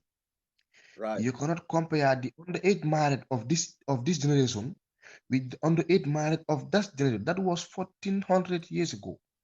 Exactly. So you cannot say, yes. So what happens to Aisha? You cannot compare it what is happening now. Because True. of those generation, yes, that generation and this generation are different. We don't know what was the age limit for that generation. What age was considered as early marriage in that generation? What was it? Even those in the prophet live with, he was living with his enemies. They have said everything to him, all bad names. But did they blame him because of he married Aisha? Because of that was part of their culture. And that was accepted in that time. Me, And I'm that not time, telling you that wasn't Hold on, part of hold their on, culture. hold on. Why are you even talking Hold all on. of this? It's You not a cannot just culture. tell the Hold other on, men hold to on, not do sis. this, just like this other Hold brother on, is doing. sis. Hold on, sis. Hold on, sis. It's not a culture. okay. This is message Yes. from the God. It's message from the God. Yes, The yes, yes, prophet. yes. That is part of it It's the also. message for I the will come God. on that. But you have no Okay, message thank from you. the Brother, God right now to marry 9 years old girl. You don't have yes, no message. brother. Side Salute, brother. now, brother. Side, Mhm. do we have to blame the prophet for marrying Aisha? No. I said this was a message Yes. from I the mean, God to did prophet. you get that? It's a I mean, message did you from the agree? God to Do you agree, prophet. Sister Ami? No? Sister Ami, do you agree? You don't Agree agree? what? No, I said, oh, I Do we have to said blame the that was prophet? the message. This is the No, problem. hold on. I People like said you, your this only I'm problem message. is you're so busy protecting the prophet, huh? I That said, you cannot I condemn people that are doing wrong in the name of the prophet. said, What the hold on, hell? hold on, It's hold not on, like you hold love on, the prophet. I If am you love him, no. you hold on. stop people that are using his religion to ruin his name. Exactly. The whole world Exactly. have no respect for him now because of this, and you're here defending him, saying because I he did it is said, good. So the moment I you say because said, he did it is good, then you are telling people it's okay, you have to do it. no, You I cannot even said tell them to not what do I it just because said. he did it. What I You said. cannot tell them Can to I not come do in? it because he did Can it. I Can I just come? Okay, let you hold go, on, brother? Because Brother, you're can I just not come? gonna get anywhere here. Yeah, I Can said I that come? was okay. No. I said that was a message from the God to the prophet to Muhammad sallallahu Yes. alaihi wasallam. Yes, that's Okay, understood. but right now you don't have no message to say I'm gonna marry 9 years old, not 9 years old, 17 years. She's still teenager. Okay, you Okay. you don't Okay, have brother. you don't Brother. no. Brother. Look. You are No, not prophet. I am You with don't you. have I no.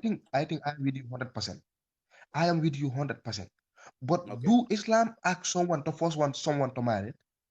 Do No. Islam ask someone to force? No. Then who should be blamed? So if that happens, who No. should be blamed? Hold on. Let me tell you If this. that happens, Hold who on. Let should be me tell you blamed? this. Okay. Let me tell you this. But Okay. let me ask you, brother. Okay. If someone forces his daughter to get married, who should be blamed? Islam or who? They're always talking about who to blame. No. Why are It's you not always talking who to about who to blame. blame? Okay. Not who No, to I'm blame. asking you. Okay. I'm asking you here. Look. Just answer me. Who to This blame? is very sad and painful. Who to blame here? Who forced Do your Islam daughters? encourages forced marriage? Okay. Okay, next Let me. question. Next Okay. question. Listen. Let me Do make it Islam? No. like really simple. Brother, I just want this question to be answered. Do Islam encourages forced marriage? No. Yes. No. Ami Right. said yes, and brother said no. Look, sister. Let me just say something. Me, I'm Okay. saying Let me yes say because when something. Aisha was handed over, Aisha was a No. baby. Let She didn't even me know say what something. love is. Okay. Let me say something. Oh, Okay. you know, Sister Ami, you are Okay. pretending that this brother is with you, and while you what you have is different from what this brother have. Doesn't matter. That's why this brother, He's not gonna say everything like the way I'm saying it I'm because just that's try he's to. brother, not the one Okay. with I'm me just who you know try I the go to. through, problem and is, he's a man. hmm? Okay. Let me. And he wasn't giving just like the way No. Aisha was giving when he was a baby to some old man. No, the So he brother Let can me has talk say made it like something, you clear and at the beginning everything. that please. Isaac Please. But is he's Please. better than you at is a least with message this from God. because he's at Please. least agreeing that it's wrong and people should not do it. Please. Let me say something. Okay. I'm not gonna say I'm agree with her or you, but right now we're discussing like serious topic. Okay. We're Mhm, discussing serious mhm, topic. I agree with you when you mhm, right. I agree with her when she right. But I'm not gonna mhm. like follow her or follow you because right now we Okay. discuss like serious issue. I have only Yes. one daughter right now. I have only one daughter. Yes. Okay, I'm gonna take Yes. care of her till she got really like everything, like got good education, become mature, and then so the And the thing same to me. is And the same to me. I'll do okay. that.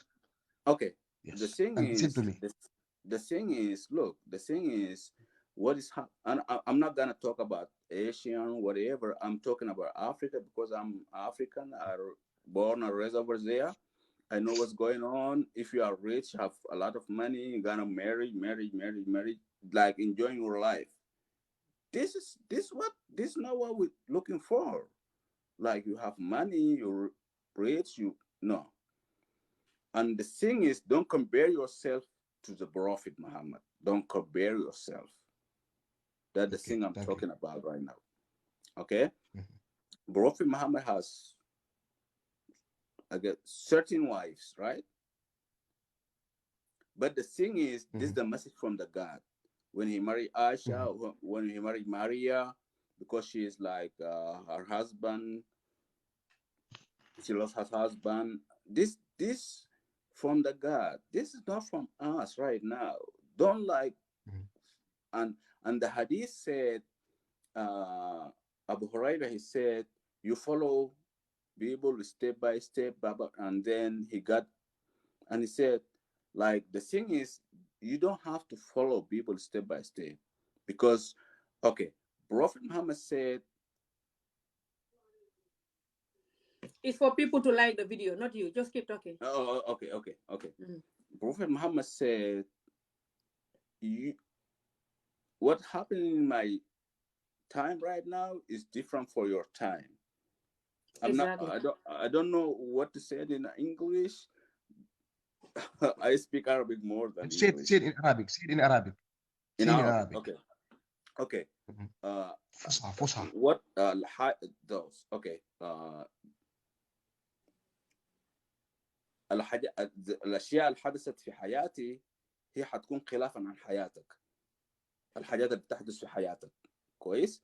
نفس الحاجات اللي بتحدث في حياة أبوك when your father is alive and doing something is gonna be different than you. So you have to handle your life different than your father.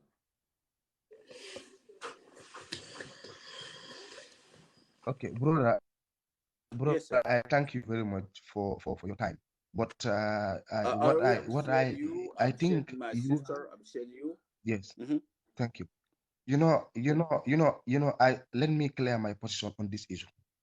My position, first of all, is Islam never encourages forced marriage. Islam never encourages to harm someone.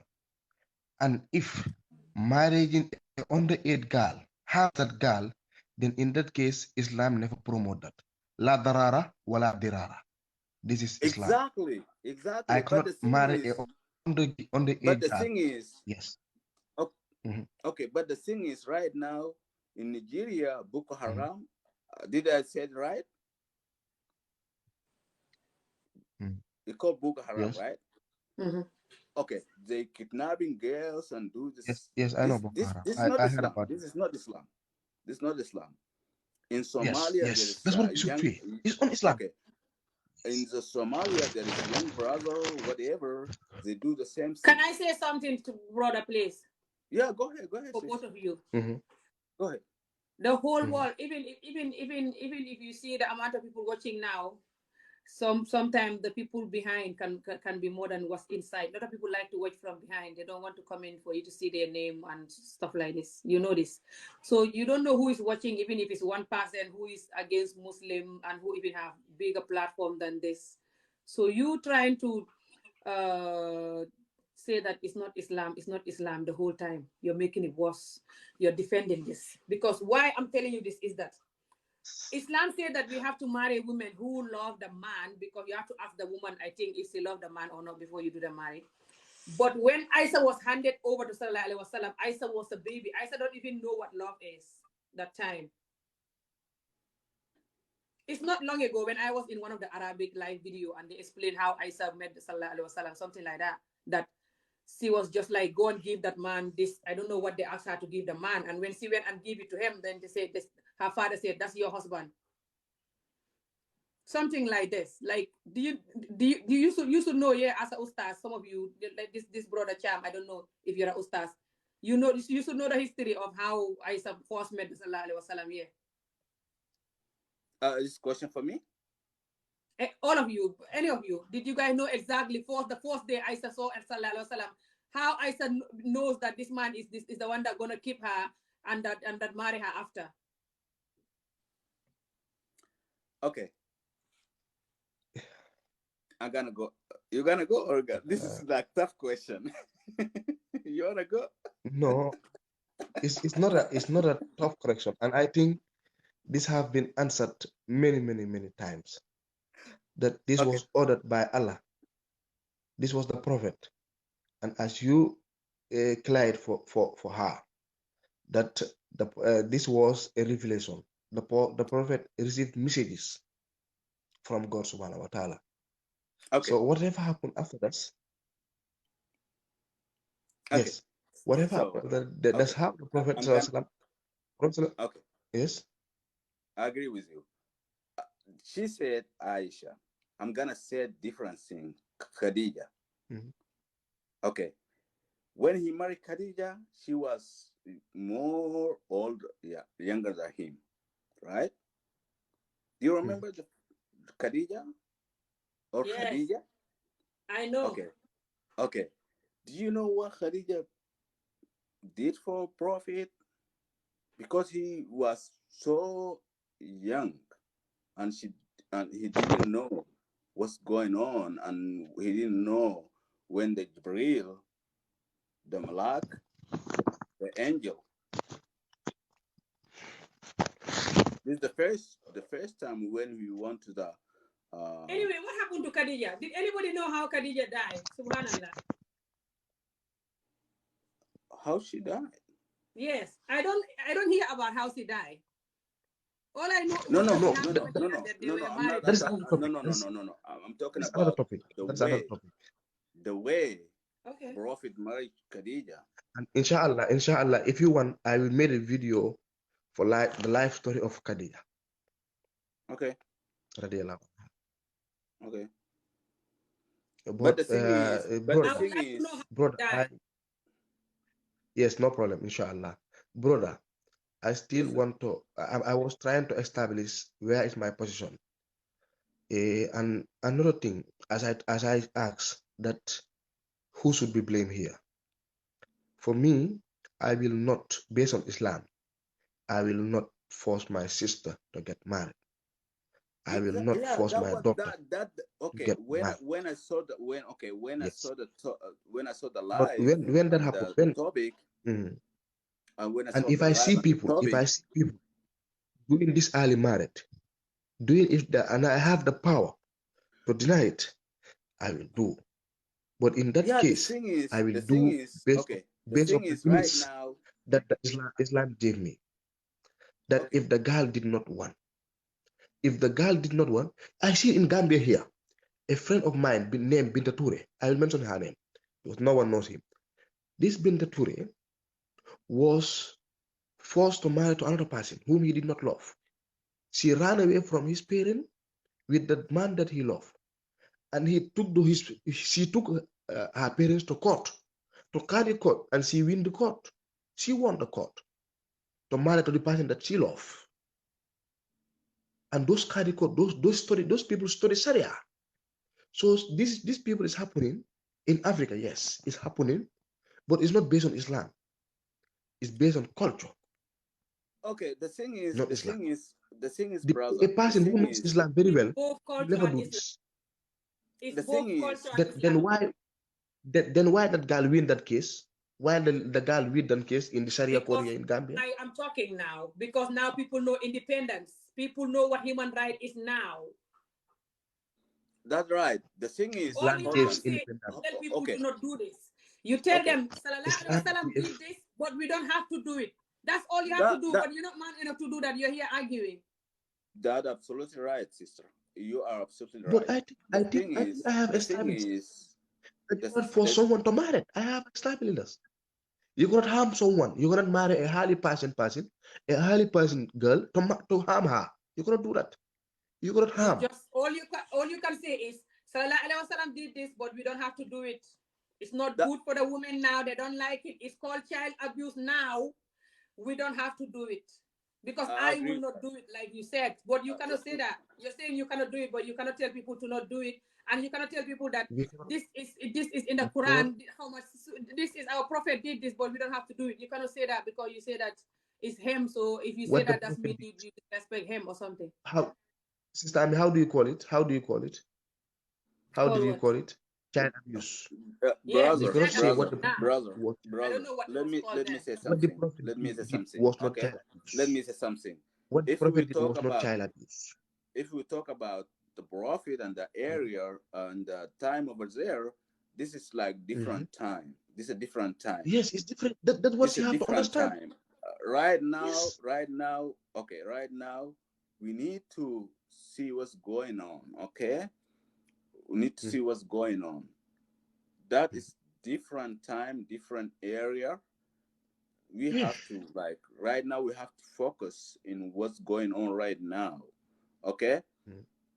The face of right now, there is no way. There is no way to force girl to marry nobody.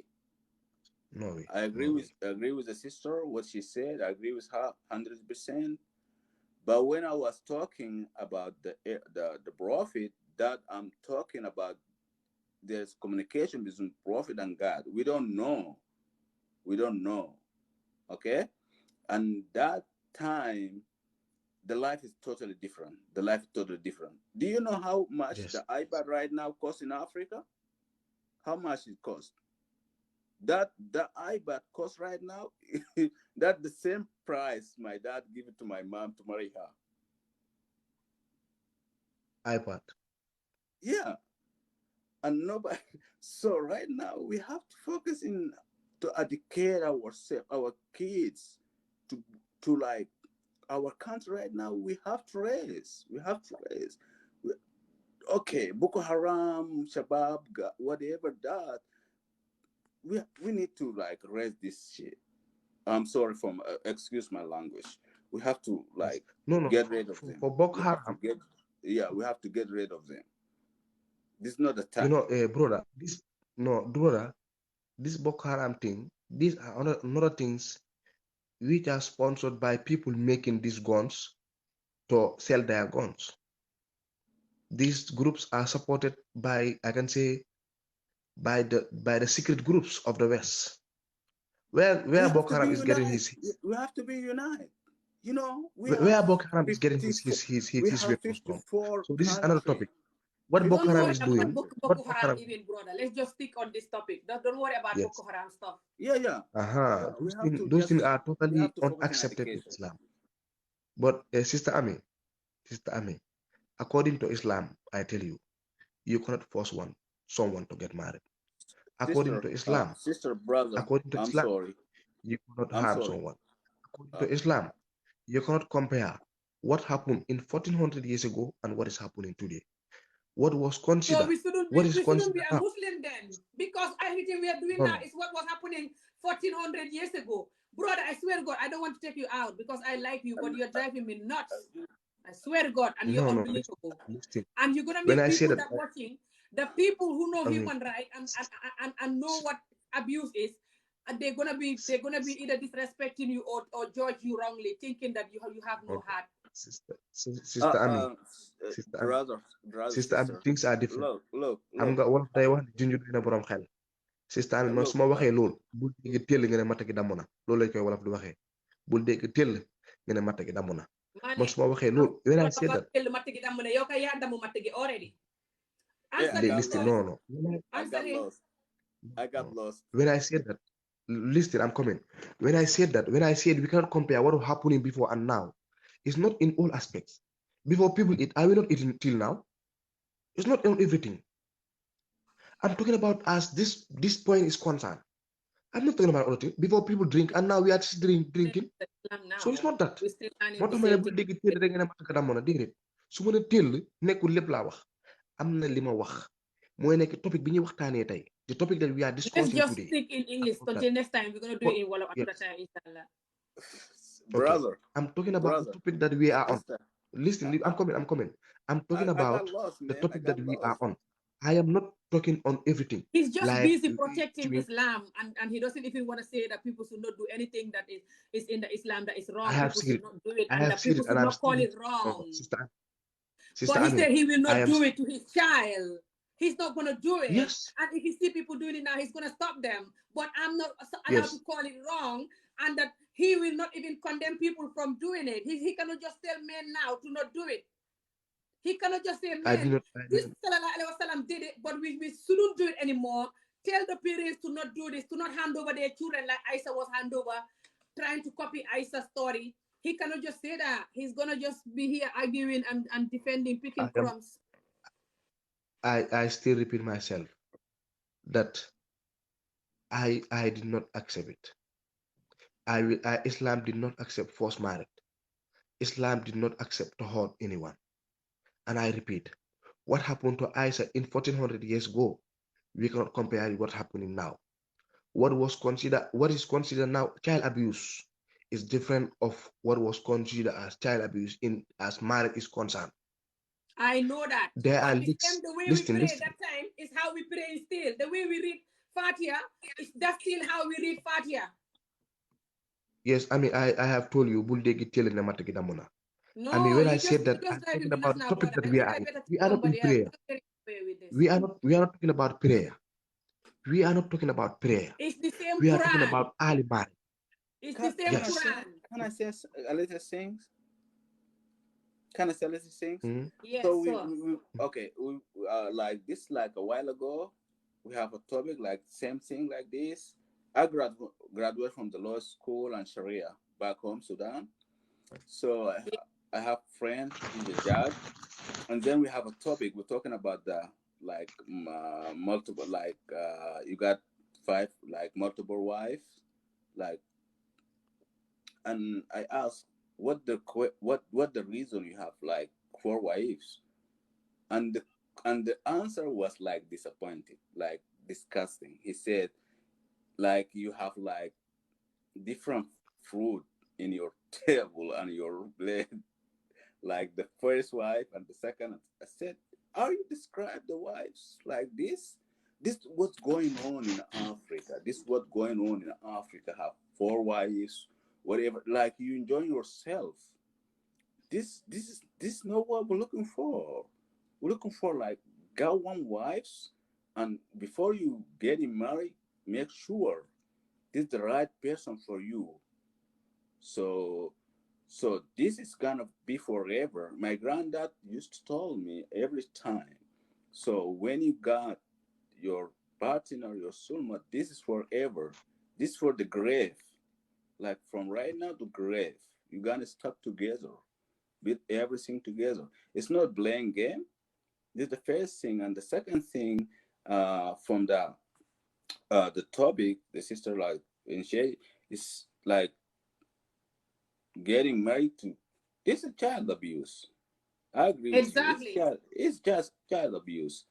She need to go. She need to go. She need to go to school. She need to go to the play, and you know what? Stop that. Like the video, please, guys. This is very important topic. Inshallah, I'll be doing more of these videos because this is driving me nuts. All these years, I've been doing videos 5 years, and people are always coming for me whenever I talk about this, telling me it's not in Islam, and this pains me so much. I cry so many nights because of this. Not for me, but when I think about other children, especially in the villages, poor countries, Ndesan. I agree with you. We have to make awareness, and I respect you, people like you. If all the Muslim brothers are like you, by now this child marriage is finished. It's stopped. Yeah. We have to stop that. We have to stop that. Even the fact that you explain how people shouldn't be marrying all this wife when they know they cannot afford it and stuff. That's good because you're honest. That's why you don't do it. Lot of people do it. They marry so many wives in my country. Even one of my family member, one of my sister is going through that. And the man cannot even buy her nothing. I have to send money for everything, even to pay for the children's school, even food. Sometimes when I don't send, there's no food. And the man is marrying 3rd wife, not long. He has new wife, young wife. Lot of these men using the deen to abuse women and children because other men are not going to stand up. The good ones are not going to stand up and condemn them. And when the woman's tired and they come in to condemn them like me, they come attacking the woman, telling them, you're a woman, shut up. You shouldn't talk like this. Shut up. Go and die. Just go and kill yourself and shut up. Look, sister, let me say this, okay? The one who said that you are a woman, shut up, whatever, let him come over like Australia, America, Canada. I'm not gonna say that. You're gonna go to the jail. You're gonna go to the jail. Exactly. Yeah. But we need to stop this. Sorry for my speech, but we need to stop these things. You have like till 21, she still need to live her life. She needs to. So if you like, okay, marry her 9 years, she's still kids. She doesn't know nothing about the life. She need to go to school, to the high school, to the college, graduate, and be ready to establish the law, like to be ready. And you just cut her, and like marry her. Oh, somebody's here. So yes, brother. Honestly, me, I really appreciate you. If you want to go, I don't want to keep you here for long. I wasn't even planning to do this video. It's just because I post a couple of videos in English explaining what happened to me. And a lot of people are coming there, commenting, telling me that this is not in the Quran, this is not in the Quran. And I'm like, what? I just say I have to do video about this, live video. I'm tired trying to avoid this topic. I already follow you, okay? So thank you very much. I'll follow you too. So yeah. I gotta go too. I have to do something. But I really appreciate your time and thank you very much for bringing this topic up. Thank you so much. Really respect you, brother. Bless you. Thank you so much. All right, bless you too. Thank you so much. You are a good man and you're very caring. Hello, Aji. Hello. Hello, Aji. Hello.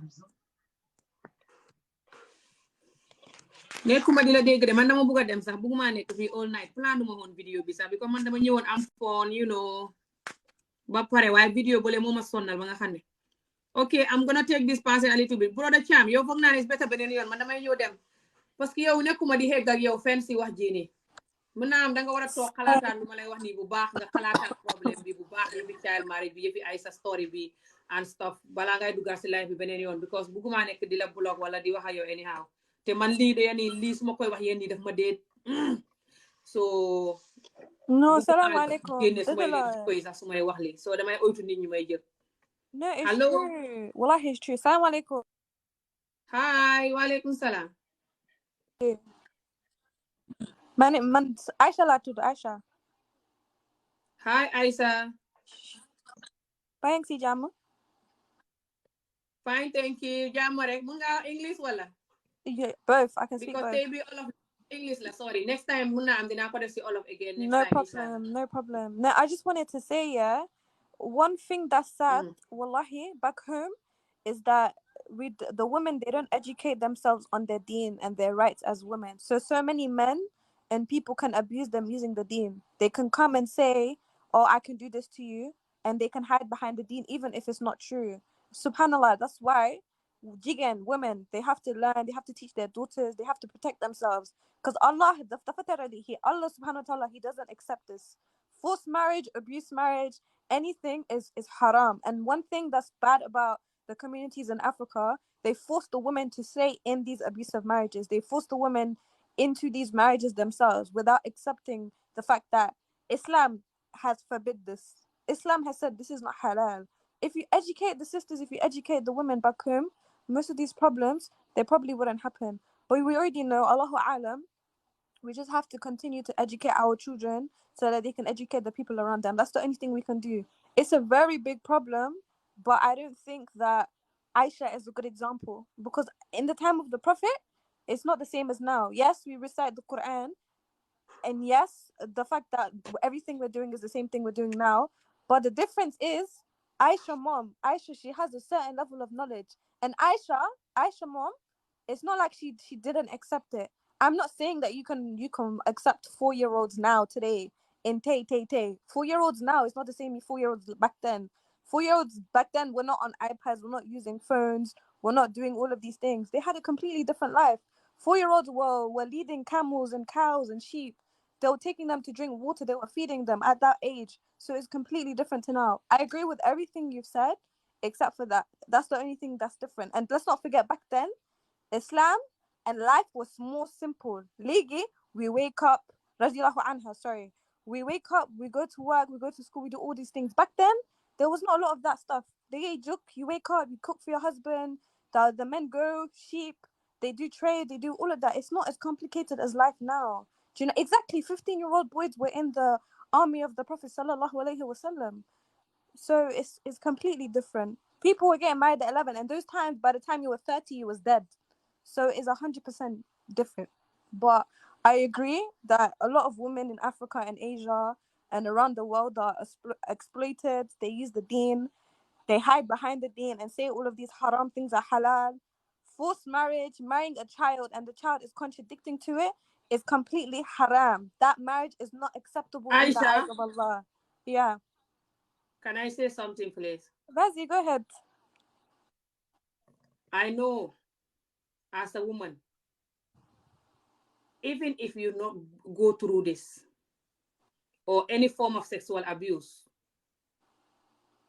because this is sexual abuse, it's the same, then you should still have a feeling. Just try to imagine and visualize how sexual abuse is, or sleeping with someone that you don't want in the name of whatever the reason is. But who said I have? Wait, let me finish, please.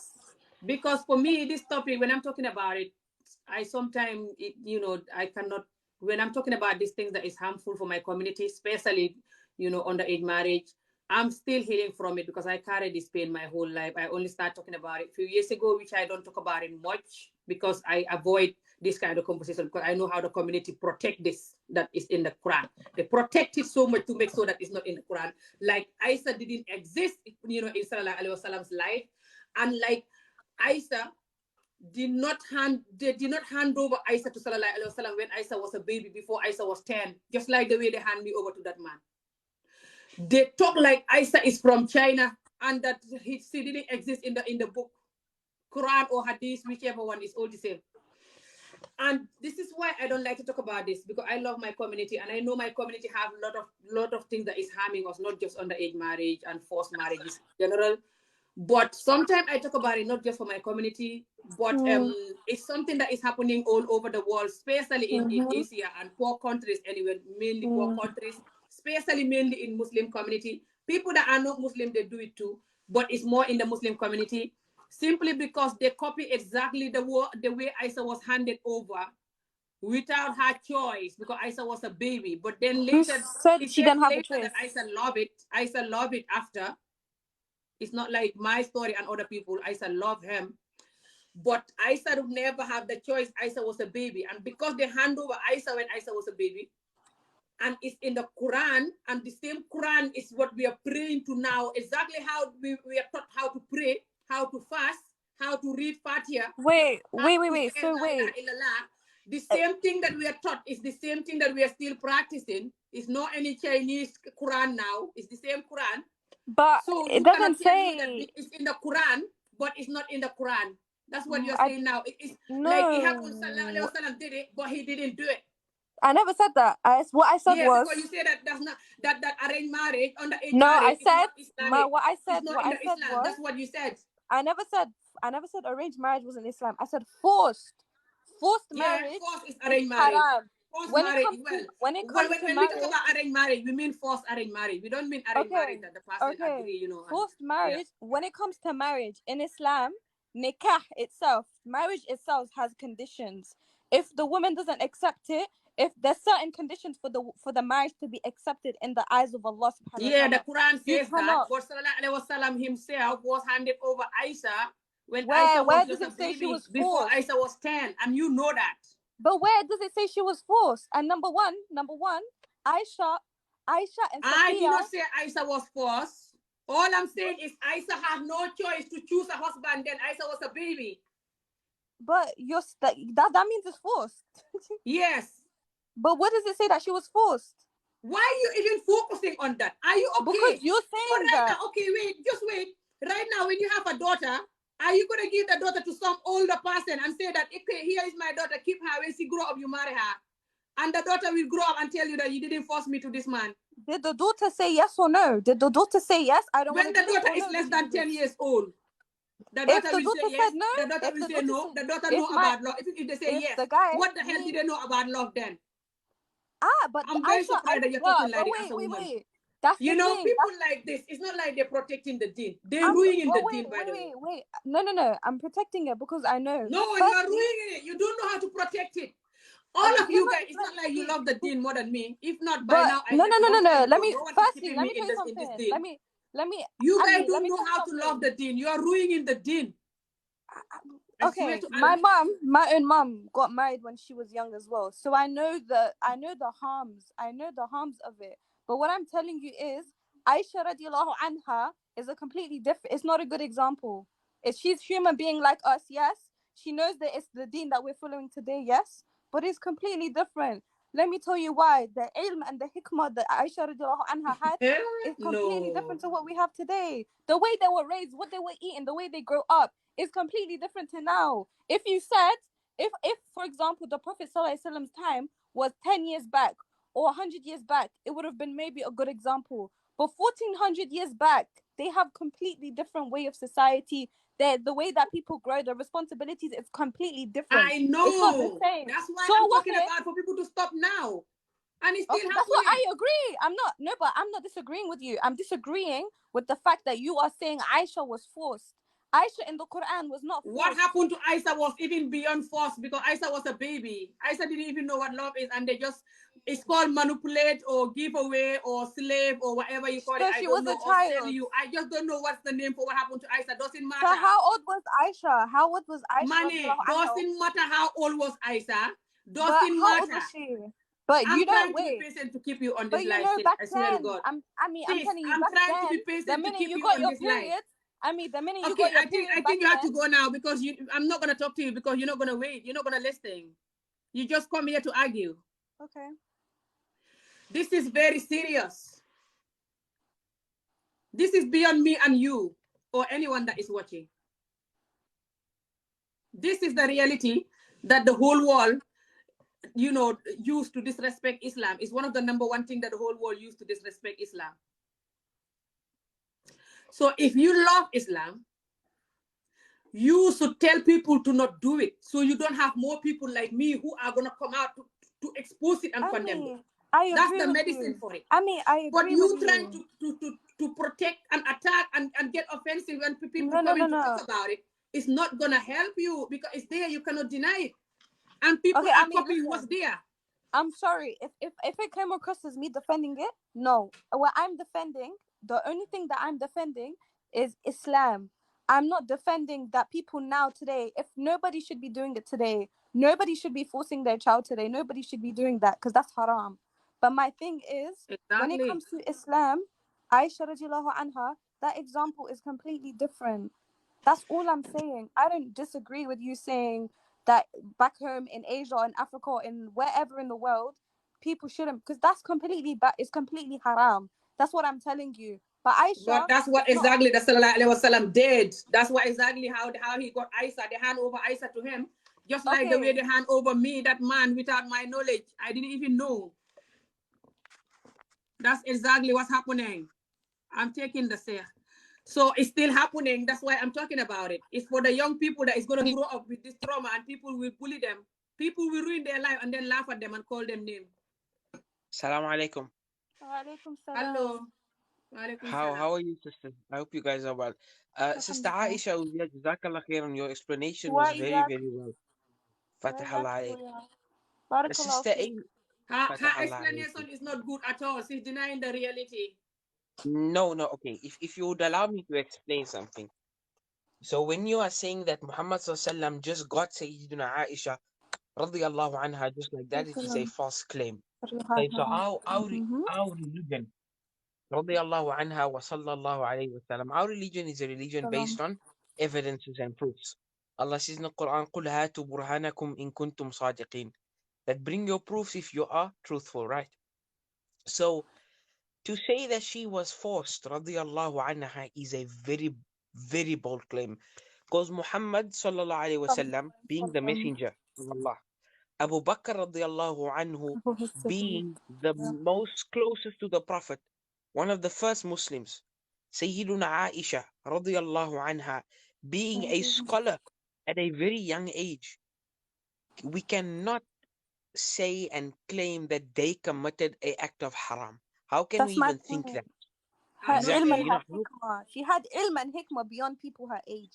That's why she got the most people who accounted the most hadith. I'm talking my of her language even. age. Guys, if you guys really want to have this discussion, you have to be open to have this discussion, because me, I can talk about this alone, even if it's one person watching me. If you don't know me, ask my community, they know me. I've been talking for 5 years. I don't talk for view. I talk for reality. That's why I bring what happened to me on the table. Even though people use it to insult me every day, I cry when I have to, and I still come on the camera and cry if I have to, and continue talking because of the other young children that are repeating. And our hearts were there for you, my sister. Wait, please, let me say something about what you said before you can continue.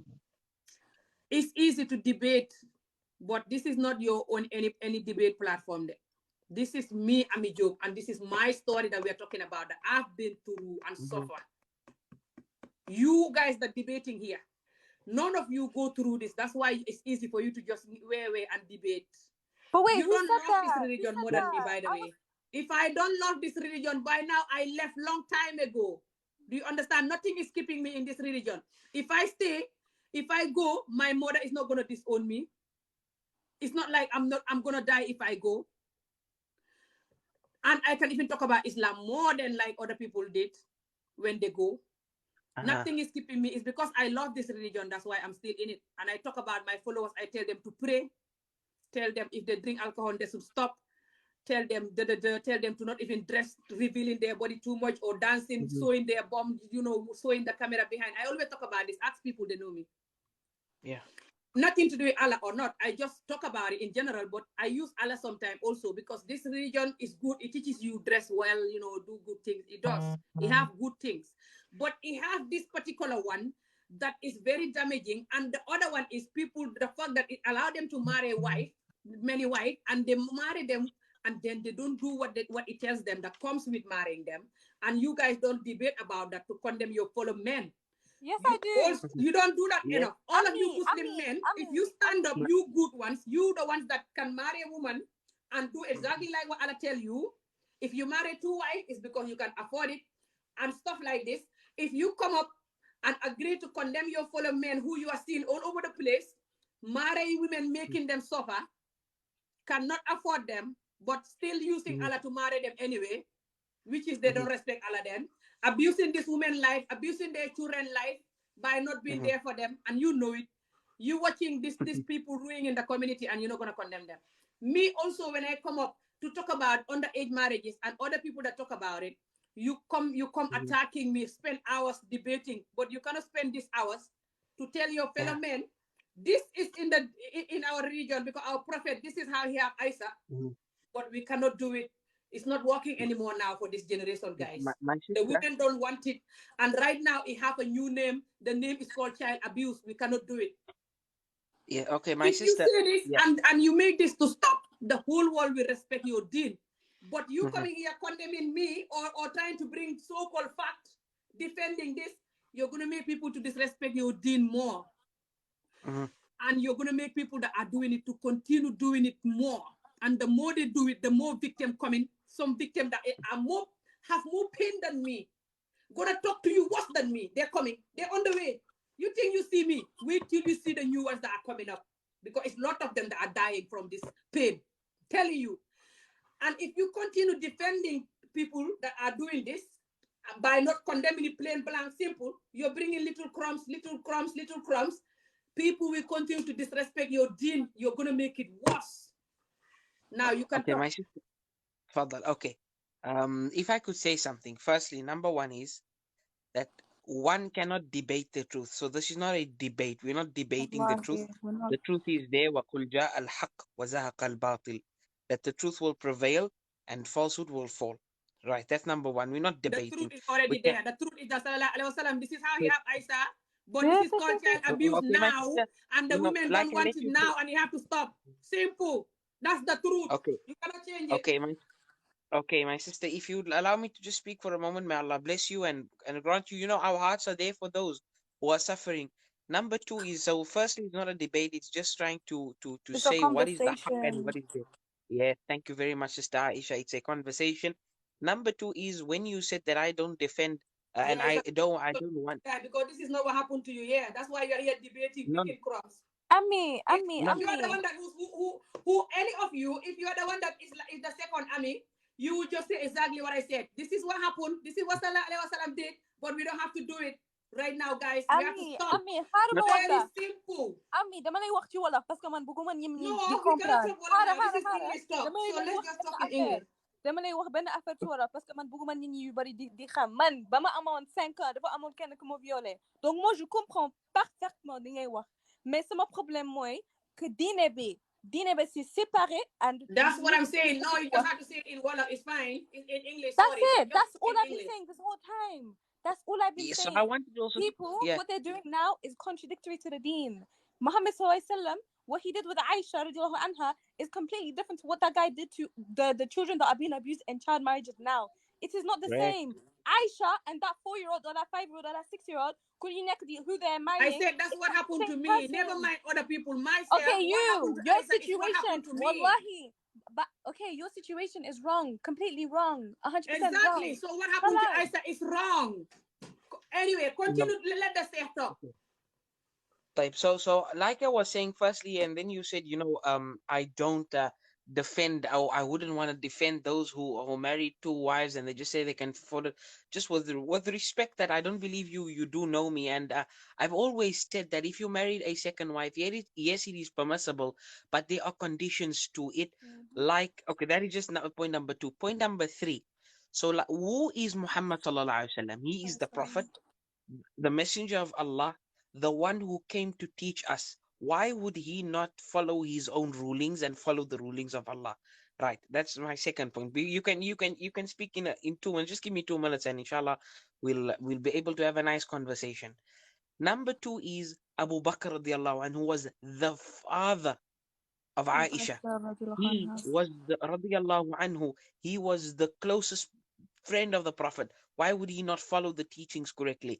Number three, we are not condoning child abuse of marriages. We are not condoning sexual abuse, but we cannot compare situations in today. Yes, our hearts bleed for those suffering, but we cannot compare it to the marriage of Aisha radiallahu anha to the Prophet. We cannot compare it. Number two is that we cannot say it was forced because the maturity level of those back then are far higher than those of now. Today, a lot of youngsters, and I can say it because I am one of them, we are couch potatoes. We cannot even get up to go fetch our own glass of water. Just Exactly. an example. But that time, there were people who were 12, 13, 14, 15, fighting for this religion. They were standing up for our religion. They were scholars. Aywa, they were mujahideen. They were scholars, subhanallah. Imagine, I'm not a scholar. I'm Doesn't mean still that they were. learning. Can I just say something? It doesn't mean that those people were matured enough. Because even me, when I was married, my second marriage at age 12, when you see me, my second arranged marriage at age 12, when you see me, I was way big. I look like I'm 15. Right now, my son here, who is 13, he just turned 13 in October. He's taller than me. When you see him, you think he's Yeah, it's 20 or fine. what. So that doesn't mean that he's We're matured enough, not though. He's talking still a about baby. physical. But I wasn't in that time, so I don't know Okay. exactly what people look like and their power. That's none of my We, business. All I know is that this exactly. thing We're not happened. talking about This thing physical. is what Sallallahu Alaihi Wasallam did, and we cannot continue doing it. It's wrong. But That's nobody's. all I know. But where does it say in the Quran and Sunnah that you should do this? Where does it say in the Quran and Sunnah that you should do this? Okay, there's what's his name? The sister's asking a question. No. Oh, to me or to the other sister? I'm asking Ami, where in the Quran and Sunnah does it say that we can do this? Money. I don't have time to debate these crumbs, Janka sister. Sister, Aisha, you talking about that you have sexual abuse, but you're still not going to defend this. your sexual abuse, but you're talking because you know it's not like you're defending it because you have sexual abuse. You don't have sexual abuse. Or your sexual abuse, Okay. you don't want it to end. You don't want your sexual abuse to end. You love it that it Subhanallah. repeats for Thank other you. girls. Me, My my sister, that is sexual a very abuse, low blow. let me tell you something. My sexual abuse, which is called child marriage, I don't want it to repeat for innocent, young, beautiful young girls. That's My, why I'm you talking. see, my sister, if I'm I could different stop from you you. there, you know. You My sister, understand? I could stop If you. you Like come you here are to saying, bully your and story is laugh, you different. can keep your Wallahi, bully and laugh for another time, man, not I'm tonight. laughing because you're telling me about my experience. I'm here agreeing with you. The only thing I disagree with is the fact that me when I was 5, I was You don't molested have until I was time to 7. argue with me because you're When so busy I'm not, disagreeing with me. You're I'm so not. My, busy I my, defending the agree. fact that this is Sallallahu Alaihi Wasallam who did this. So you're saying that people who are doing it, they're getting it from I China. never They're said that. not getting You're it from putting. the Quran. They're getting it from China. I They're not never getting it said from that. the Deen. What I said was today. What people are doing today. Everybody, every single person in this world right now who is doing it is completely in the wrong. Anybody who forces and abuses a child or a woman or any other human being is in the wrong. Completely in the wrong. Exactly. But what I'm saying that I disagree with you is that the Prophet sallallahu alaihi wasallam, he has never abused a human being unless it's during war. He has never slapped or beaten a woman. He has never even beaten his own slave. He literally forbade other Sahaba and Sahabiyat for abusing their slaves. Umar radiallahu anhu, he flogged the man who slapped a slave unwillingly. So when we talk about the Sahaba and the Prophet sallallahu alaihi wasallam, especially Aisha radiallahu anha, we cannot sit here and say that she was forced in a marriage when this girl at the age of 3, 4, she memorized over 2,500 hadith. She memorized so many things that people our age, people my age, I can't even do. At the age of 19, I can't even do. Me, I was sexually assaulted at 5 up until 7. That doesn't mean that I'm here saying that I'm just saying it for the vibes or I'm here saying it just to relate with you. I'm saying it because it's the truth. And with me experiencing all of that, I can still sit up here and say that the Prophet sallallahu alaihi wasallam is truthful. Within the Quran and Sunnah, we have not seen any Money. instance of I'm not saying even that the Sallallahu Alaihi people who Wasallam is hated not him. truthful. I don't know what truthful is then. I Then wasn't alive then in their okay, generation. but In this war, a long time ago, so many crazy things happen. Things like World War. I Things like agree. how Scotland joined England. You I don't know the agree. history my how sister, Scotland joined my England, where I sister. am now, Scotland. If you know the history how they joined England, you forget about slavery. Long time ago, so many crazy things was happening. I don't have time to list them. All I know is Sallallahu Alaihi Wasallam did this, and we copy what he's doing. You know that. We copy what he's My doing, but not this particular one. We don't have to copy it. My It's sister, I called just child wanted to abuse. tell you something. If I before I leave, And you because cannot change there's that. one And thing, if you want to change there's, it, you go and give your there's child one thing away, you just said. like I was giving away and Aisha was giving away. You There's watch that child grow up and call you a child abuse mother. this, there's a certain thing you said which I feel is very, very wrong, and I need to just say something that when you said you don't want to defend it, or you're defending it because you don't want your sexual abuse to end, that is a very wrong statement. Brother, it's Yeah, Like you it fine. said is. something, Wallahi, I That's the like it's reality. A lot of fine. women you go know, through but sexual abuse and my they don't sister, want it to my end. That's sister, why they don't want my to sister, my sister, defend my it. sister, respectfully, I will tell you that, like you don't want others, or you others doesn't understand your story, what you're going through. You do not understand what others are going through. I At the already same time, you understand. I say don't understand what she's no, going through, but I understand that she doesn't want it to end no, because no. she's You could defending not this, saying that understand it. it's You fine. could not understand it because you do not live in She's that so busy Subhanallah. situation. defending Sallallahu And Alaihi Wasallam and that she yes, cannot say we that this thing should, is wrong and we I have will to because stop Allah it. defend till the day subhanahu wa I ta'ala die. orders us to defend him. We are defending and we will defend our Prophet because he is our honor. We defend him. Allah tells us in the Quran that, oh Muhammad, even Allah will defend the Prophet ﷺ. We don't Money, need you don't anyone's love word this deal more than to I defend. do, and you don't know how to defend him. If you know it, you will tell people We to will. not do this. Who are This we? Did thing we We that not they're just? doing that he did. inna Did we not just lillahi These tell wa inna people people? are ilayhi doing that raji'un. he did himself did. Inna You lillahi cannot wa tell inna people to ilayhi not raji'un. do this Inna because even lillahi. if he did it, My it's wrong now.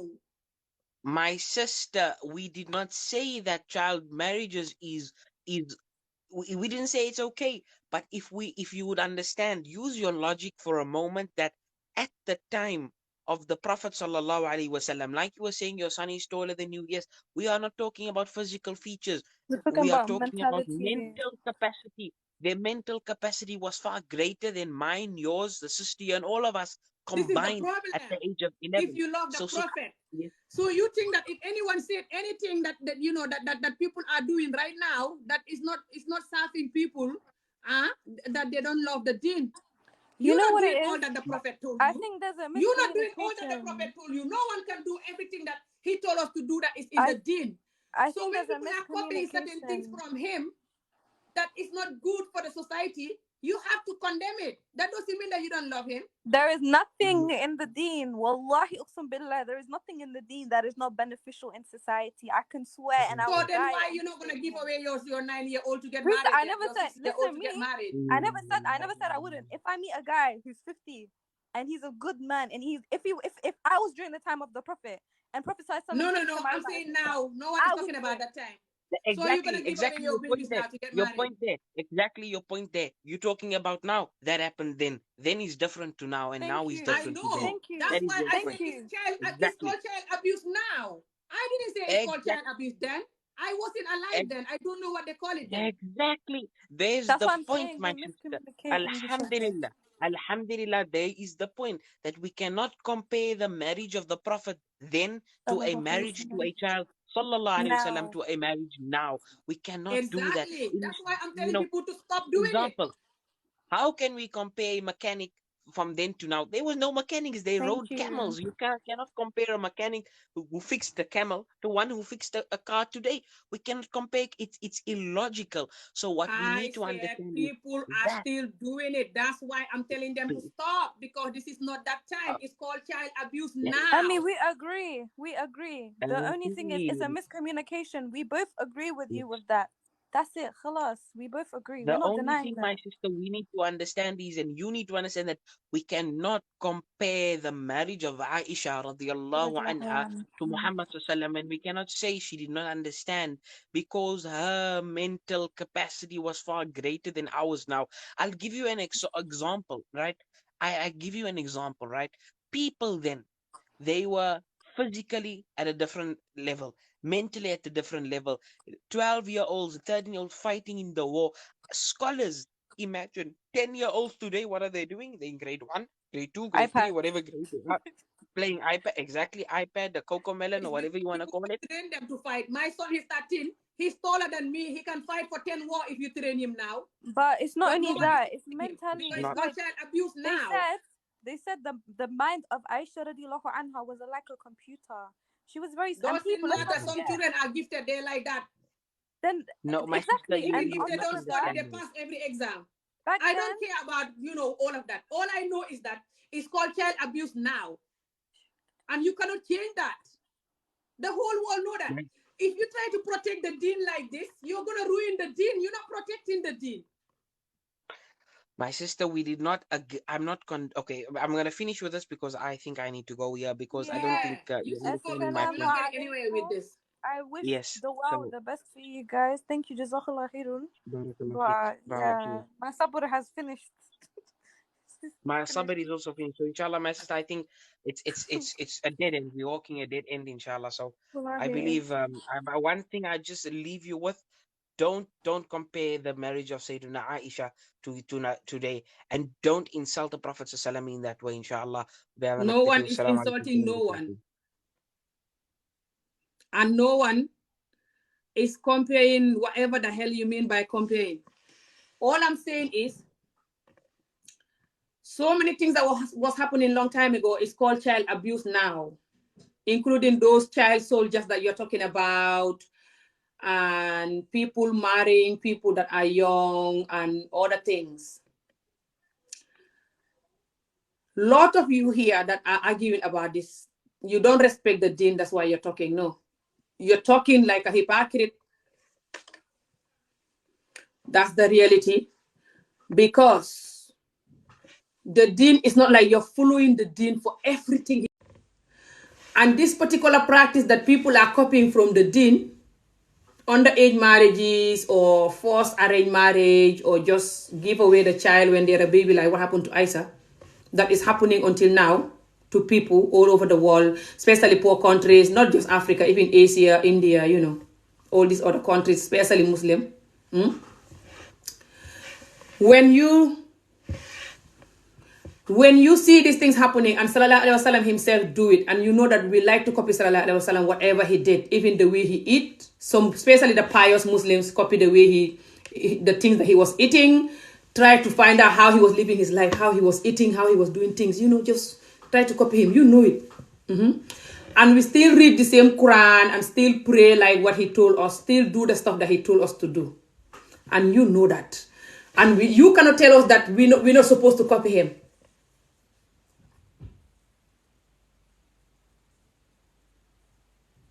Then we should stop being a Muslim.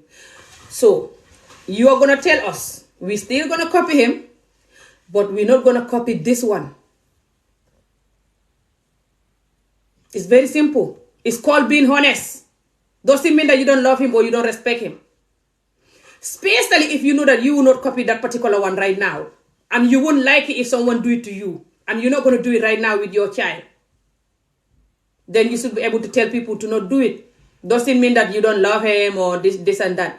The way you guys are so-called defending the deen, you don't know how to defend the deen. You're making people to disrespect the deen more by your so-called defending the deen the way you do, hopelessly. By denying the reality. You're like, this is not from the deen, especially Isa's issue. Every time someone talk about child marriage in Quran, in Muslim community, you're like, it's not in the Quran, it's not in the Quran, oh my God, it's not in the Quran. What the hell? So Sallallahu Alaihi Wasallam himself did not get Isa like that. When Isa was a baby and they hand over Isa to him, just like what they did to me. That's not in the Quran. That happened to some Chinese in China. It's not in Islam. It's from China, that story. Isa is from China herself. And you know what happened to her. Happened in China. So some Chinese did it, not him. Please, I'm gonna go. I wasn't even planning to do this live video. But inshallah, I'm going to focus on talking about this now. Shall we? Because over the years, 5 years me doing video, I never want to focus on talking about this. Because I know whenever I talk about this, the amount of people that coming against me is seeming for other people that are not Muslim watching this. They always disgusted by it. Cannot believe it. You only have very few Muslims who agree with me. Anytime I stay in a live video like this, talk about this. You have women who come attacking me. But you have a lot of women who attack their fellow women when they're helping women. That is here and it's never going to go. They are the women who give up their pride and who they are just to please some heartless men. Some group of men in the community who don't want women to have peace because they're afraid of women having peace. You have certain women who pile up with them, who side with them to bully and condemn these other women who are fighting for peace. That is in every community, especially in Black community. I'm used to that because I fight for women to have peace, not just child marriage. I don't talk about that much even. Like in a video like this, just for child marriage. I hardly ever do that. Ask my followers. I've been on TikTok for almost 9 months now. I think this is 9 months. This is the first video I've ever done that is for child marriage. Ask my followers, they're watching. I did it because of those small videos that I did explaining my story. And people attacking me on those videos. Commenting. It's not in the Quran. It's not in the Quran. It's not in the Quran. It's not in the Quran. It's not in the Quran. It's not in the Quran. I was like, what the hell? So where is Isa's story from? It's from China or from Sallallahu Alaihi Wasallam, you know, in the Quran or in the Hadith or whichever one. They're all the same. This is seeming for the whole world to watch us like this 2022. The whole world watching us. People who are not Muslim and other people watching us defending this. It's shameful. Like I always said, this story is not for me. Whenever I talk about it, it's not for me. My childhood is already gone. I cannot bring myself to the age I was when I was giving to this old man and redo the thing. No. That day will never arrive. And what the thing did to me already happened. I'm talking for the children to not repeat this pain. And people will bully them. The community will ruin their life and then call them name and laugh at them and bully them after they ruin their life. And I know how I struggle with this on my own. The community don't teach you how to numb pain. Nobody knows how to numb pain. It's just now even these so-called healing videos are coming. Some are good, some are so-called.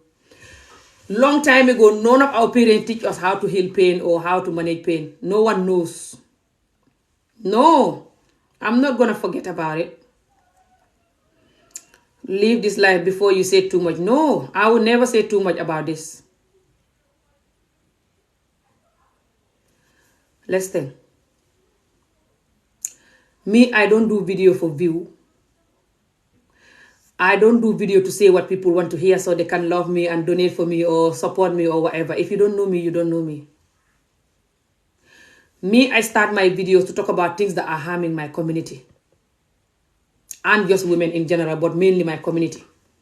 Which is the child beating, the extreme child beating, the child abuse, like sexual abuse. Either you marry them or you don't marry them, sexual abuse in general. Or women who have been abused in their marriage, they cannot have peace in their marriage. In the name of Allah. And the man will tell them to use Allah to sort up. When he not going to use Allah himself and be a good husband. I talk about that all the time too. Because I want to get married again and I don't want to get married to a bad husband again. And I don't want my sisters, my friends, my cousins, even my followers. I don't want anyone to have a husband that is not good, that is going to use Allah to marry you.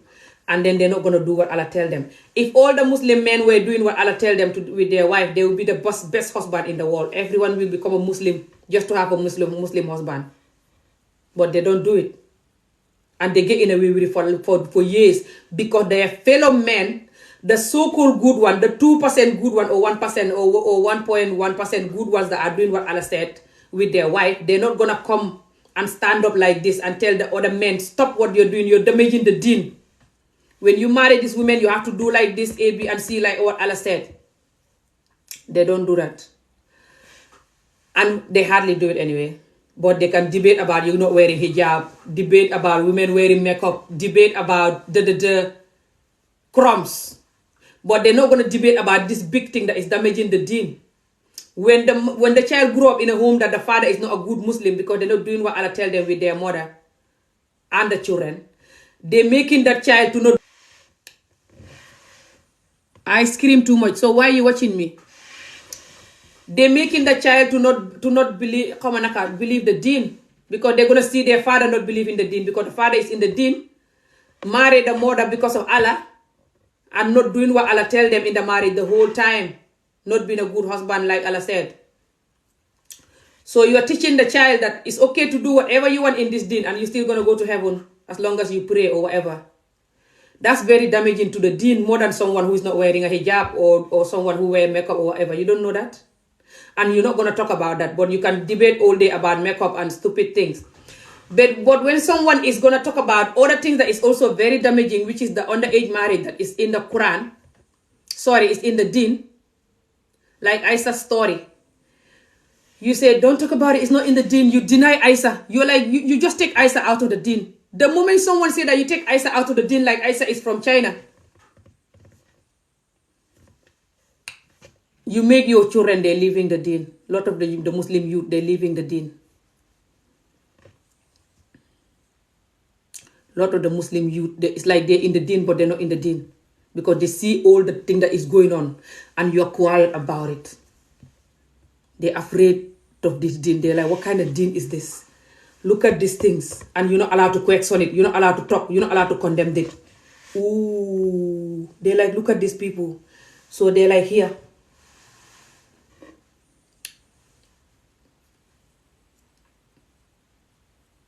You don't know you're damaging the deen when you're doing this, coming here trying to argue with me. You're not going to make me stop. Even if the whole world was against me about this, me alone will stand up and talk about it and condemn it. And call it child abuse. And call it wrong. Even if the whole world against me with this, you don't know that? Because I'm talking for children like when I was young. If my mom see woman like this talking about this, she was not going to do it to me and my sisters. But I was the youngest. But all of my sisters got married way before they're 15 to people they don't love. All four of us. And it's happening right now. The youngest victim that I have that is underage marriage, she's not even 20. Her video is on my YouTube channel still. I interviewed her a year ago. Do you want me to find you new victim and interview them and put them on YouTube? You see them in that small Gambia. I'm not talking about Senegal. I'm not talking about Mali, Guinea, even worse in Guinea. They're more strict Muslim.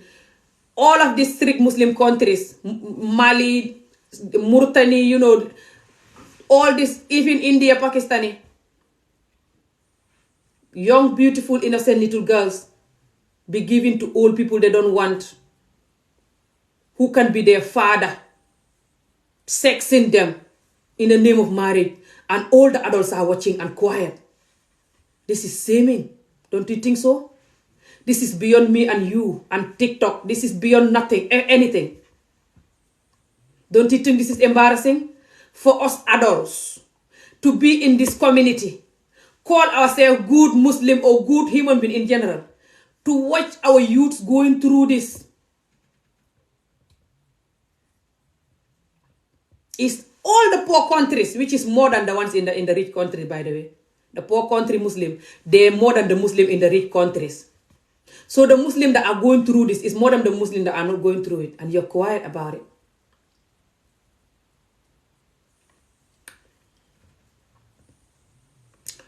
The Quran said you have to ask the woman whether she love you or not before you can marry her. You have to be sure she love you. Don't force her. Does she agree? But the same time, the Quran, the owner of the Quran himself, the messenger of the Quran himself, he got a 6-year-old or a 9-year-old, something like this. Some people say she was 6. Handed over to him.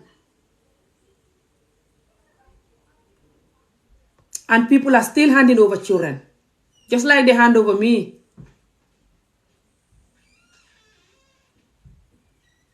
And you say I shouldn't call it wrong? You are wrong. It's not wrong, then do it. Have a child now who is not 10. Give them to a man who is 40 or 50 years old. And wait for that child to grow up, and they're going to tell you if that is wrong or not wrong. That is called child abuse now. You cannot change that. You trying to change that is not you, Lord Sallallahu Alaihi Wasallam. It's just you are telling the whole world how you have no heart and how you are a hypocrite. Because no matter how much you love Sallallahu Alaihi Wasallam, you're not doing everything that he told you. You're every day doing the thing that he told you not to do. No matter how pious you are. Every day you're doing things that is haram in the Quran.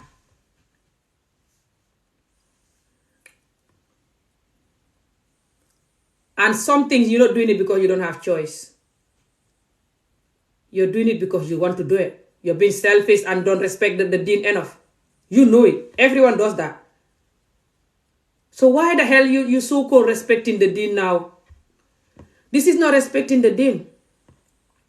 This is have no respect for the deen and making people to disrespect the deen. I have to go. I cannot keep taking people. Why you guys still here? Even I don't know. Some of you guys that were commenting, telling these people that was here to go and that, you know, I'm screaming and and that people should just go and leave me alone. So why are you still here commenting and talking then? Go, hence I'm just crazy and I just talk a lot and I scream and what I'm saying is lie or is stupid or whatever. All of these things you're calling what I'm saying and calling me. Why are you still here? Go, I'm gonna have the one person that is watching me that, you know, that know what I'm saying and understand it and human enough to agree to it.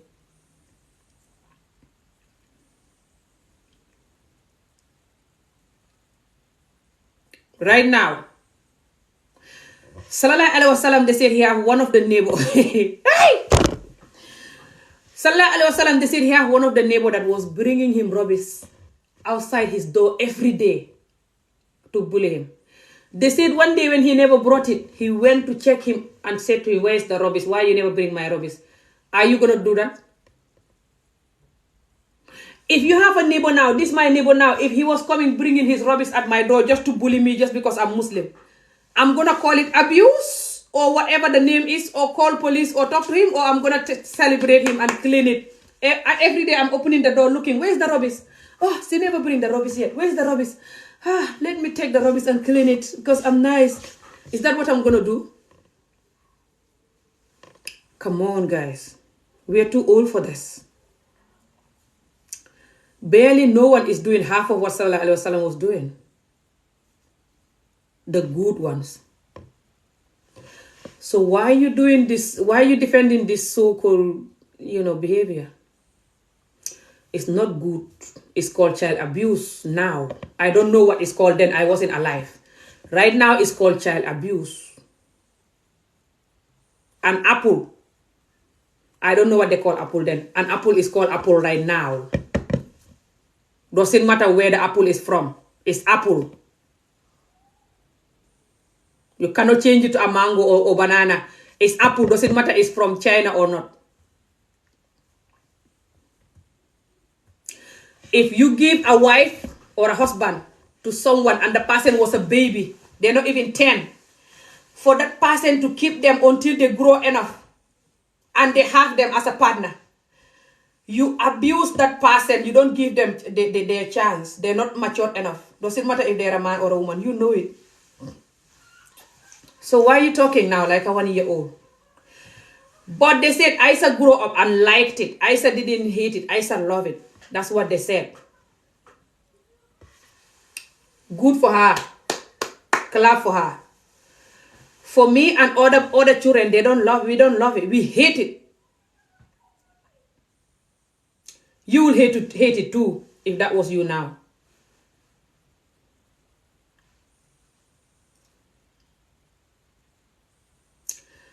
I'm going to end this video. I'm going to remind you. I was handed over just like exactly how Isa was handed over to an old man. That's exactly how I was handed over. And you say I'm not supposed to compare the two. And I come from Isa's religion, Isa's deen.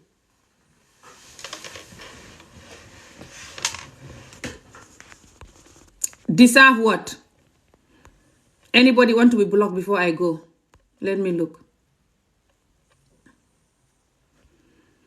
I'm not adding nobody. I have to go. I was handed over just like Isa was handed over.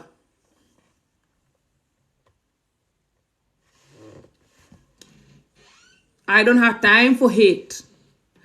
Someone who want hate will not be talking to save other young children. You think I enjoy this? I've been talking like this for years. People just bullying me. People like what you're doing now. People from my community, bullying me all these years. You think I enjoy this? Do you know how many nights I cry because of this story? People sometimes bully me until I'm crying in the middle of the live video. I did an interview about this about a year ago. My community women coming to the live video, 2 women from my country, bullying me until I was crying 4 hours, the interview. The video is still on YouTube. They did not bully me about this didn't happen in the Quran. There was a man that was also denying that there, one of them. They were bullying me saying that this is not happening in my country anymore. One of them said, well, it happened to my mom, but apart from that, people stop practicing child marriage. And they're lying just because they live in the capital city. It's not going to happen in the capital city. It happened in the villages where women don't have voice. They don't even have school. Just like Isa was straight away baby and they just like, here you go. After that, I bring them about 6 or 7 victims. And the youngest one was like 15.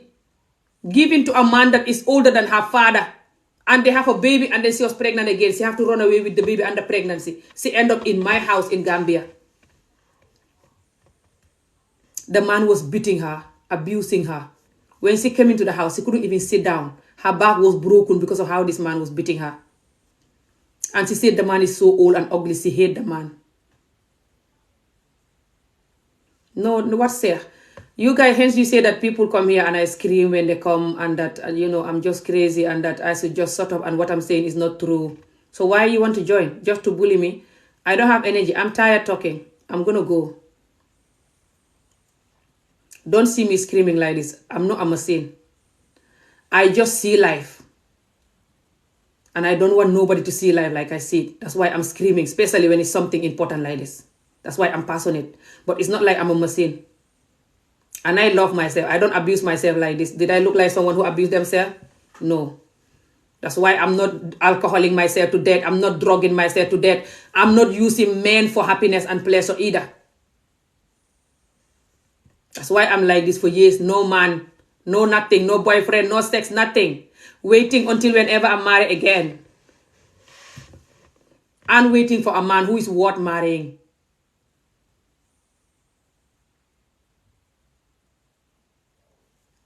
If I don't love myself, who will? I learned how to love myself from what happened to me. So don't see me screaming like that and talking. It's not like I don't love myself or I don't respect myself. I love and respect myself more than many of you that is commenting here, criticizing me and laughing. It's just that because you not go through what I go through. If you go through what I go through, you'll be peeing yourself by now, getting drunk, drugging yourself to death. All of you that is laughing at me. If you go through what I go through,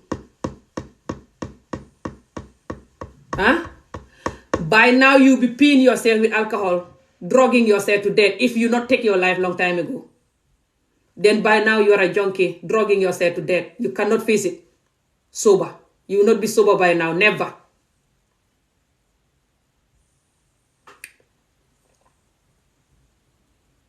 But know that whenever I'm doing video like this and you guys coming bullying me, you're telling the whole world who you are and how heartless you are.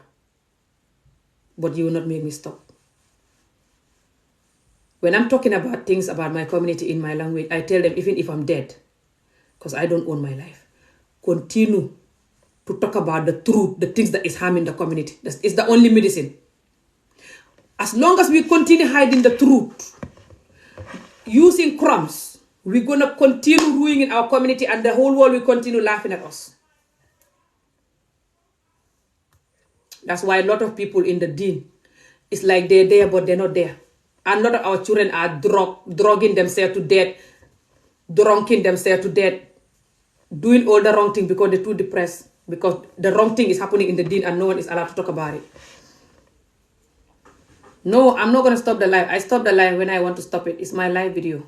The battery is finished anyway. I'm going to go soon. Listen, this is serious. Like I said, this is beyond me. The whole world knows about it. You cannot deny it. It's in the middle of the deen. It's in the middle of the history of Sallallahu Alaihi Wasallam and what happened and how he was. Isa is in the middle. You cannot take Isa out and put her to China. Isa is in the middle. You cannot take her out of it. Trying to take her out of it is not because you love the deen or you respect Sallallahu Alaihi Wasallam. No. It's because you're being hypocrite and you have no blood in you.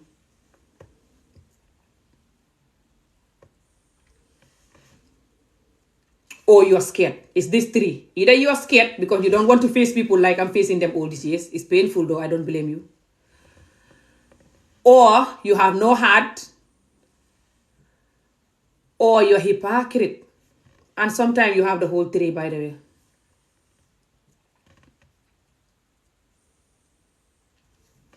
But you know it's wrong. You know it's called child abuse. That's why you won't do it now if you are well.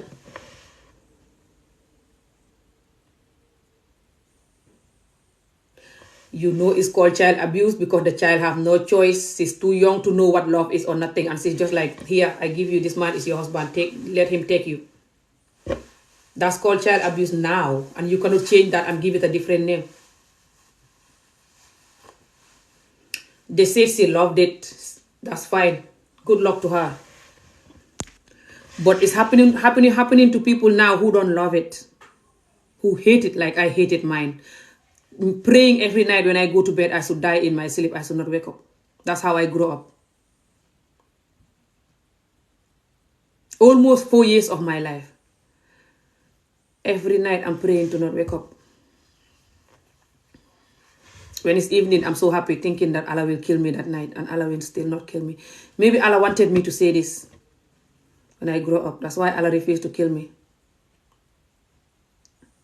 Walking on the street looking for trucks to go in front of the truck, and when the truck is coming near you, you get scared. That's how I grew up. And plus child beating too, because that happened to my mother. Exactly what happened to me is what happened to my mother. My mother was handed over to my father when my father was so old and ugly, and my mother was so young and beautiful. And my mother had to stay with my dad, no love. You can see in my mom, how much she have no love for him, how much she was beating us and so angry whenever she see my father. You know what? I don't want to talk too much about that area. I love and respect my mom. I would never hate my mom for what happened. It happened to her. Because no one was like me brave enough to talk. And now I'm talking, you're telling me what? Listen, I'm going to tell you guys this before I go. If any of you one was good for you, when I'm on live talking about this, if you cannot handle it, you get the hell and don't watch me. Get to hell and don't watch me.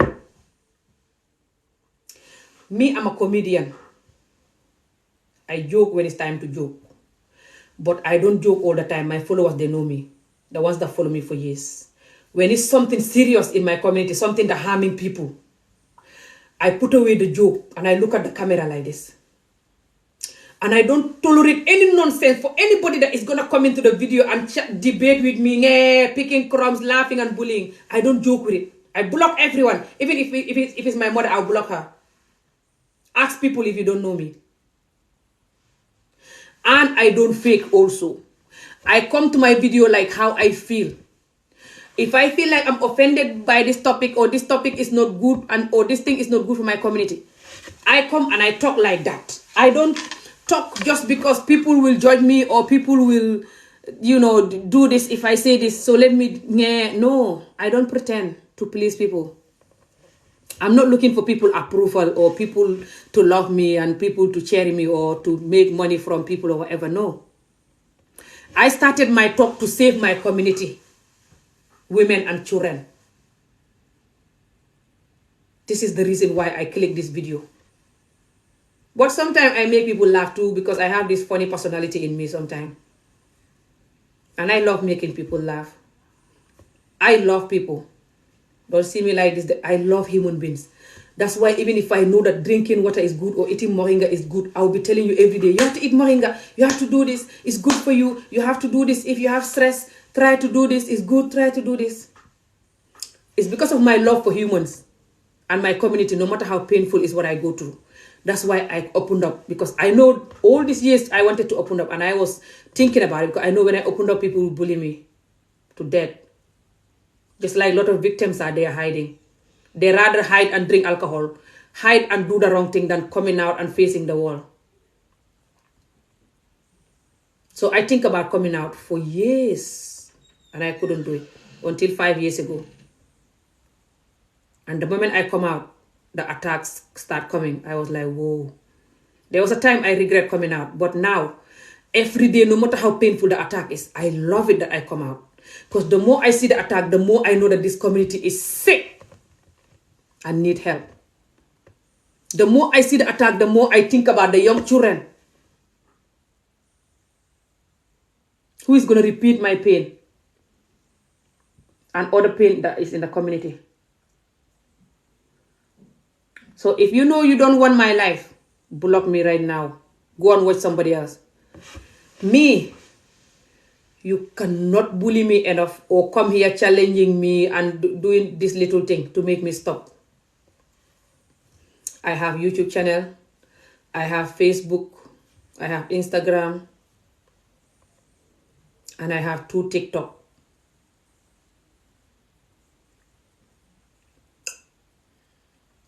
But this is beyond me. If you try to block me or try to report my account or try to end my video, know that another child that is gonna lie down under a man is gonna lie down under a man gonna lie on top of her that hate his God and the man is Muslim, and the man gonna get her, she's gonna be handed over just like the way Aisha was handed over, and they're not gonna care that Aisha loves Sallallahu Alaihi Wasallam or not. They're not gonna look see it that way. They're just gonna give her away, just like Aisha was given away. Doesn't matter if she loves this man or not. They don't care, and they're gonna use Allah to do it because they're in the deen, and Sallallahu Alaihi Wasallam did it himself, and they're allowed to do what he did, and you know it. So know that those children karma will haunt you. Not just my karma will haunt you for trying to make me shut up. But those innocent children that crying all night, they cannot sleep.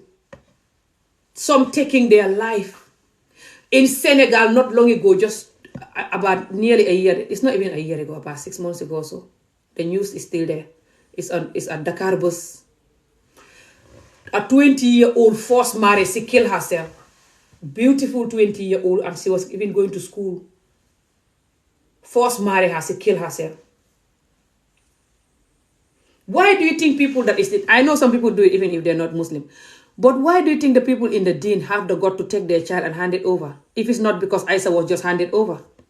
I'm your parent. I have right to give you anybody I want. So I'm going to give you this person. That's what happened to her. And that's why people are doing it, and you know it. And if Aisha's story was not like that, it was Allah who Aisha's story was from Allah, like some of you said. It's not just from Aisha's parents or whatever. Still, you know that a lot of people are practicing stuff that they pick from the Quran, and they're doing it wrongly, but they pick it from there and they twist it. So get out and tell them to stop. Tell them this thing you pick it from the Quran, but it's called child abuse right now. And I wouldn't do it. You shouldn't do it if you're well. To your own child, you shouldn't do it. Then don't do it with somebody else's child. Don't take somebody else's child. And tell the parent, don't give away your child. Don't hand over your children just like Aisha was handed over. That's all. If we all get out and start talking about this, people will end it. But it's never going to end. And you will see more victims. If you think you don't like how I'm talking, wait till you see other victims that are coming up next. They're going to talk worse than me. Because some might be coming here with their glass of wine or smoke their cocaine or whatever they smoke before they come and face this camera.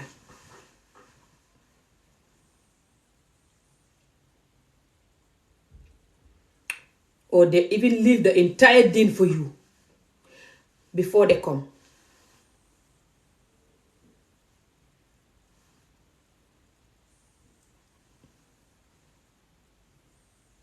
So you think attacking one individual who go through this is the solution? No. The solution is to tell people to stop doing it, because they're still doing it as I'm talking to you this night.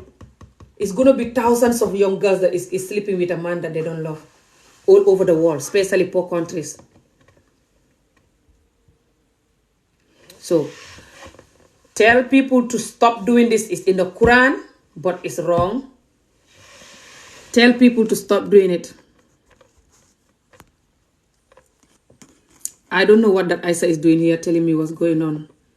When she took me off her life the other time when I was trying to talk about this. And now she's here playing innocent. Assalamu alaikum. I thought you say on your platform that you only talk about positive things because your next husband, your future husband that is going to marry you might be watching you.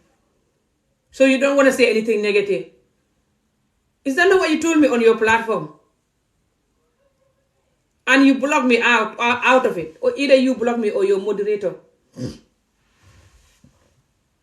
So why are you coming to my cynic on my negative platform? Cynicking. Watching some negative platform. What kind of hopeless positivity is that? Aisha. I block your entire generation, Aisha. You and your group. Anybody that watching me from Aisha. Anytime I'm talking about this topic next time and you come here try to cynic to talk like a hopeless person, I'm blocking everybody's entire generation. Do you hear me? You have time to joke and bully because this did not happen to you. And you don't care about thinking about the other young children under the mango tree or just anywhere else that this is happening to. That's why you're here joking, yeah. Okay. Just anybody that want to be blocked, just say anything that you shouldn't be saying here to nyawal me. This is not about me. Like I said, I'm going to remind you again. What happened to me already happened. Before I was even 10, when I was given away. So I cannot bring back time, no matter how much I scream. I'm talking because of the children. And I'm talking because I see how sick this community is when they're defending things. That's why I'm like, getting very passionate.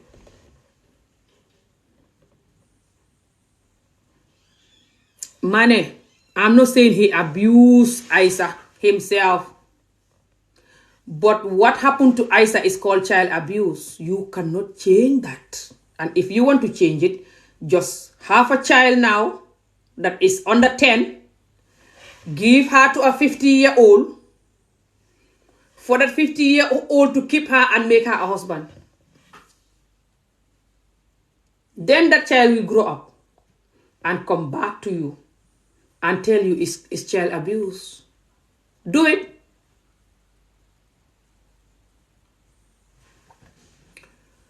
By the way, why are you guys arguing with me about this? The whole world is calling it child abuse. You can argue with me alone. You cannot argue. Arguing with me alone here is not going to stop the whole world calling it child abuse. Don't you think so? What's going to help you is to tell people to stop doing it because people are still doing it. And the whole world is still watching. BBC everywhere. Going, interviewing people, interviewing young Muslim people in the, all over the world. And they're saying, yes, this is what happened to me, They're seeing that in your community and they're seeing you not condemning it. They're disrespecting you. So if you want them to respect you, you're not coming to me, one individual, one Ami talking. No, that's not going to help you. You're going to make me talk about it more. Because you're going to make me see how sick this community is and how much they're not ready to help the children. And that's going to give me more fuel, more power. What's the English word? So do not bother yourself, coming here, weighing, telling me, picking crumbs. I don't want crumbs. I don't have time for crumbs. You can take your crumbs, carry go. Take it somewhere else. Pardon me. I'm going. Remember what I said. Next time when I come here, doing topic about this, which you're going to make me do more now, by the way. But the child is going to die. Until you guys get this, I'm going to do more videos about this now, by the way. You guys making me do more videos now about this.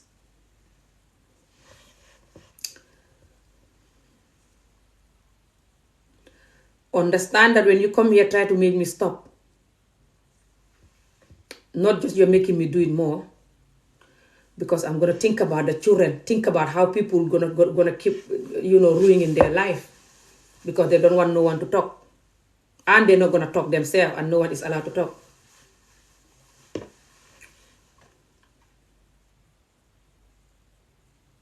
I'm talking about even people from my country. Do you not see those two guys that was here? Before, before even this other lady. This Isa lady.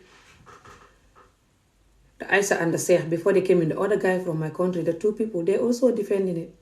The guy from Sudan, I salute him. If that guy from Sudan wasn't here, I just pray I was not gonna, that I was not gonna have a heart attack tonight trying to sleep. I will not sleep. Seeing all of these men defending this. But thank God that guy from Sudan came. He saved my life tonight. He condemned it and called it wrong. And call it child abuse. And he's Muslim. Not that he's not good.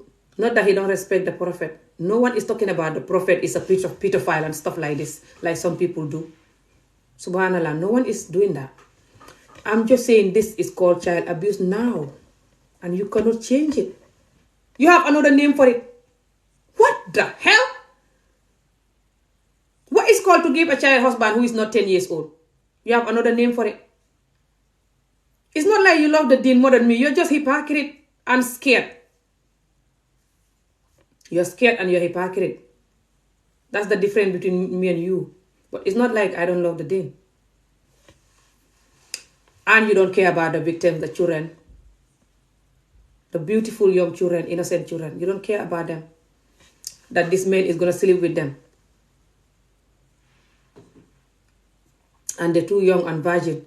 And this big man, you don't know what kind of manhood they have. Men have different manhood. And they're going on these young children. And you're here so sick talking. What the hell? You okay? No. All of you that is defending this, you okay? You have blood in you or you have water? I don't care if you like me or not. This is not about me. I'm just asking, you human? You still alive? These children karma will haunt you.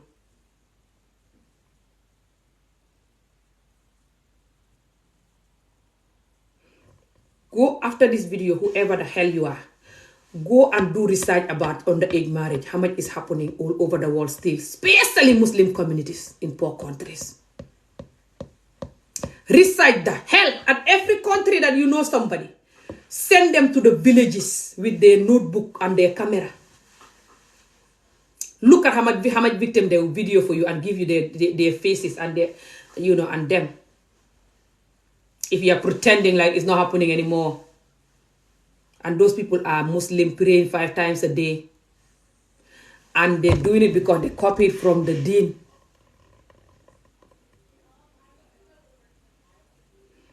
I should stop thinking I can make miracle. You see?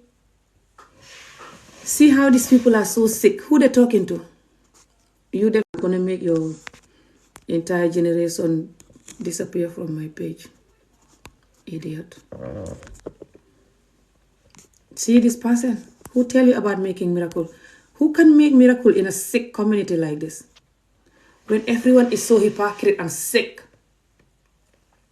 Defending this. Exactly. They don't want anybody to talk about it. That's why it happens to me and other people, and it's going to continue happening because they don't want no one to talk about it. Yes, it's slavery. It's not form of slavery. It's slavery. Because the slave masters, they used to sleep with people whenever they want, without their knowledge, without their, their wills.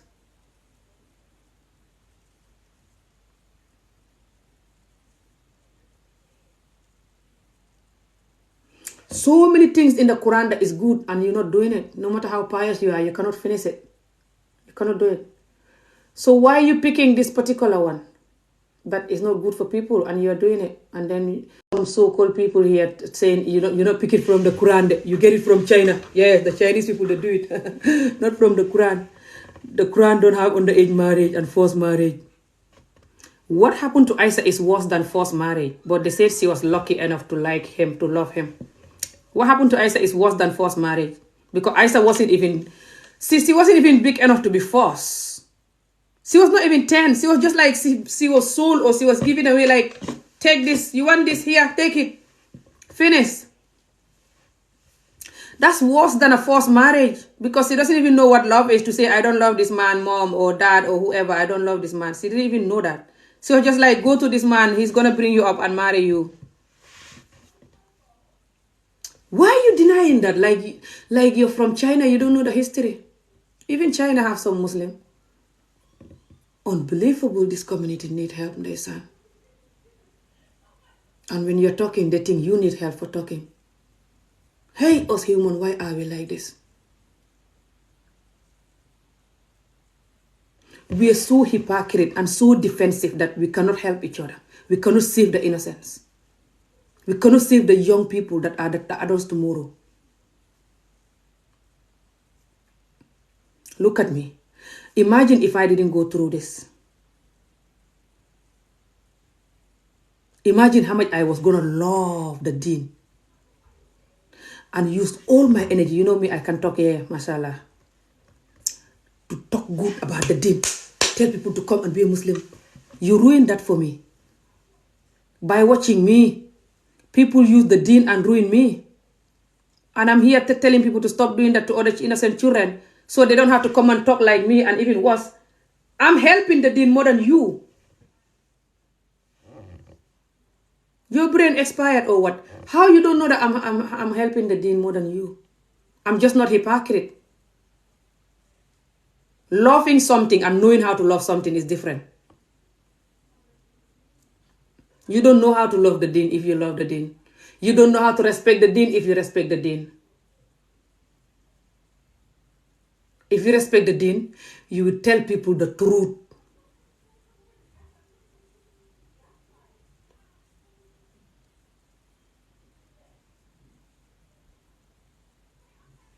Again, I'm going to remind you what you're going to tell them. Tell them this is in the deen. It's not from China. It's from the deen. But we don't have to do it. It's called child abuse. We cannot hand over children to their husbands.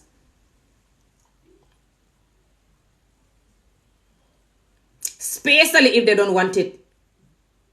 Because Aisha wanted it, according to the story. She was happy after.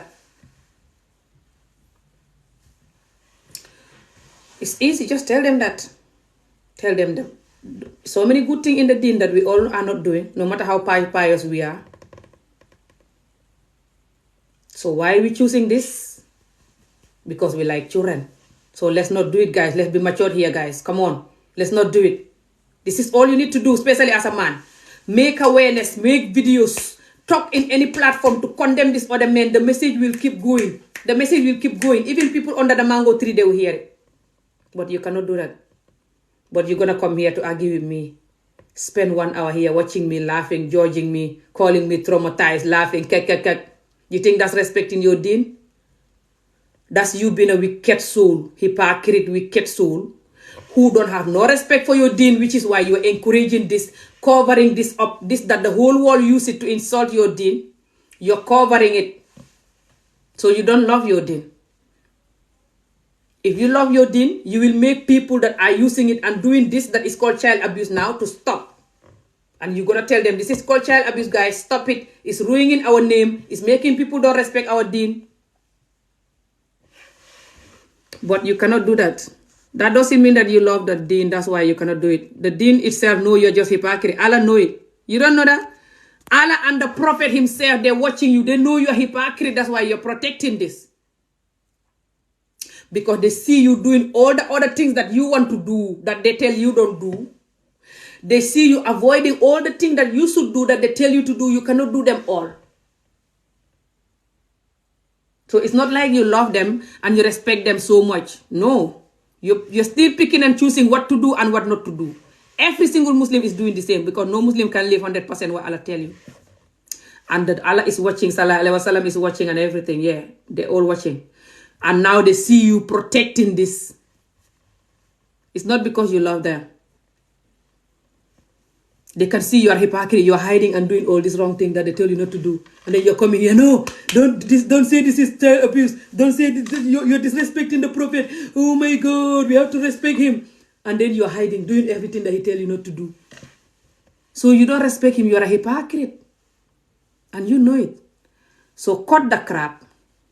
Me or not, cut the crap. When you see someone who risk it all and stand in front of the camera to tell you this, you should respect them or you walk away. It takes a lot of nerve. I don't want people to think I don't respect my deen. And I call myself Muslim. My children know that we are Muslim in this house. I pray. That's why I don't wear nail polish. Everyone knows that. All my people that I watch knows that. I don't wear nail polish. I always tell the girls to not wear nail polish or wear these long nails. They cannot pray with it. How are you going to take the nails off and pray, this glue nail? I always tell them this. That's why I wear wigs. You can just take the wig off and pray. It's not like braids and stuff. I don't have to talk. I know who I am. You cannot know me. Just leave me the hell alone. If you want what's good for you. If you're coming here to bully me, calling me I'm disrespecting Quran, my karma will haunt your entire generation. I don't disrespect Quran. I'm not those people that just disrespecting Quran because they're rude or they don't like the religion. I love Quran. That's why I'm still Muslim. If not, I left the hell long time ago. I'm in the UK for 15 years. I pay my own bills. Even if I leave Quran, my mom will not abandon me. My family, they love me. They know who I am. They know my heart. Even if I become non-believer, they will not leave me. And they're open-minded. I nearly left Quran years ago when my trauma was so bad, by the way. You don't know that? I have a friend who was taking me to church, telling me, come, let's people baptize you. I go there, people love me, show me love, telling me I look beautiful, show me kindness. And I was so broken then. I was so happy.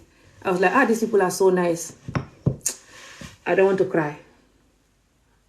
And I nearly become Christian. They were begging me to go in that water, and accept Jesus and stuff like this. I said, no, my heart is still with Allah no matter what. I keep fighting and crying to believe in this religion on my own.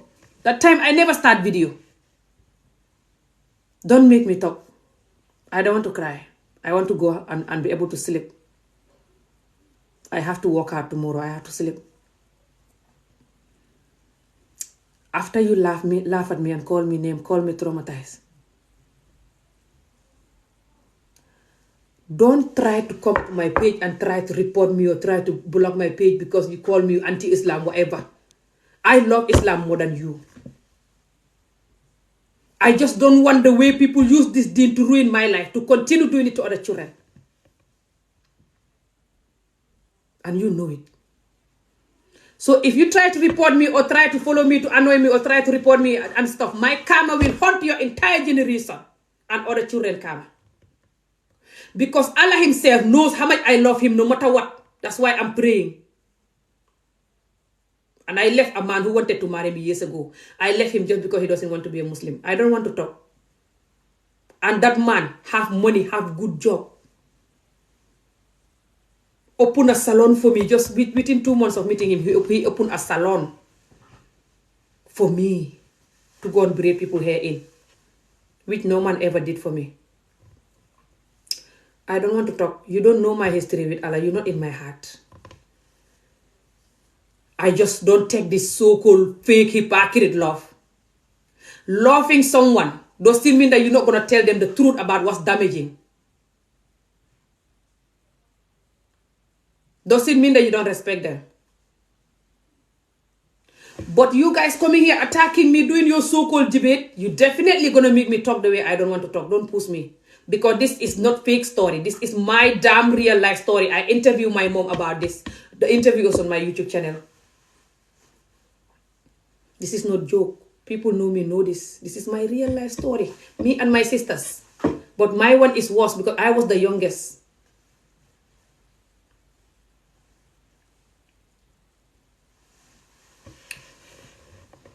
I was the only one that this old man married when I was so young, like 8 years old, something like this.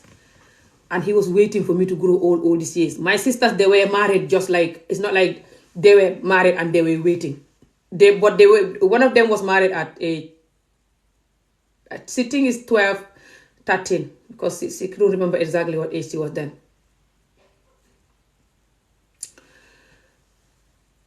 The other one definitely about also 12, 13, but I think it's 13, my mom first born. The young one definitely about 14. She was not 15. But she was a little older. She's my younger sister. She's the one that gave birth. She gave birth yesterday, a son. Yesterday or today. She WhatsApp me saying she gave birth a son. Beautiful son. She's married again now. That man, they have 2 children. She never loved the man, hated the man. The man is my cousin. They finished. And then years later, she married this man who she loved. She's there. You can see the joy in her because she loved the man. Love is good. You cannot worship a husband that you don't love. How the hell are you going to do all the things that Allah tell you to do with your husband when you don't love him? You're not supposed to talk back at him like I'm doing now with the camera.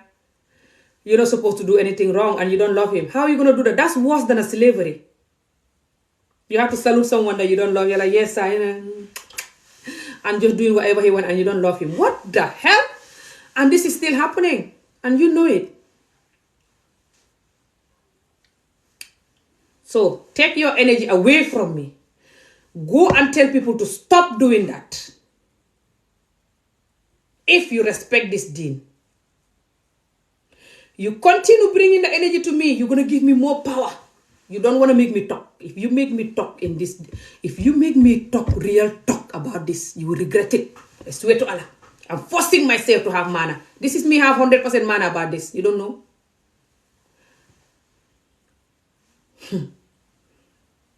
Try it. And you coming attacking me or other people that is talking about serious, especially someone that you see that is talking from their pain and experience. It's not someone who just debating because they don't like Islam, some random person researching and debating. You coming bullying me. My karma will haunt you, and you will make other people to hate you more and hate your deen more. They're watching you. And you will make other people who are victims like me, I have victims that watch me, you give them more power to come out and talk with anger. And you cannot fight us all. And the young victims that are coming up, they're going to be worse, more powerful than me. And social media is powerful now. They're going to be more angry watching you do people like me this. After you ruin them, you tell them to shut up and get to hell. And cover it. That's not going to help you. Get out and face reality and tell your religion and the people in it the truth. If you call yourself so-called honest person, do you hear me? Good. I'm going. Good night.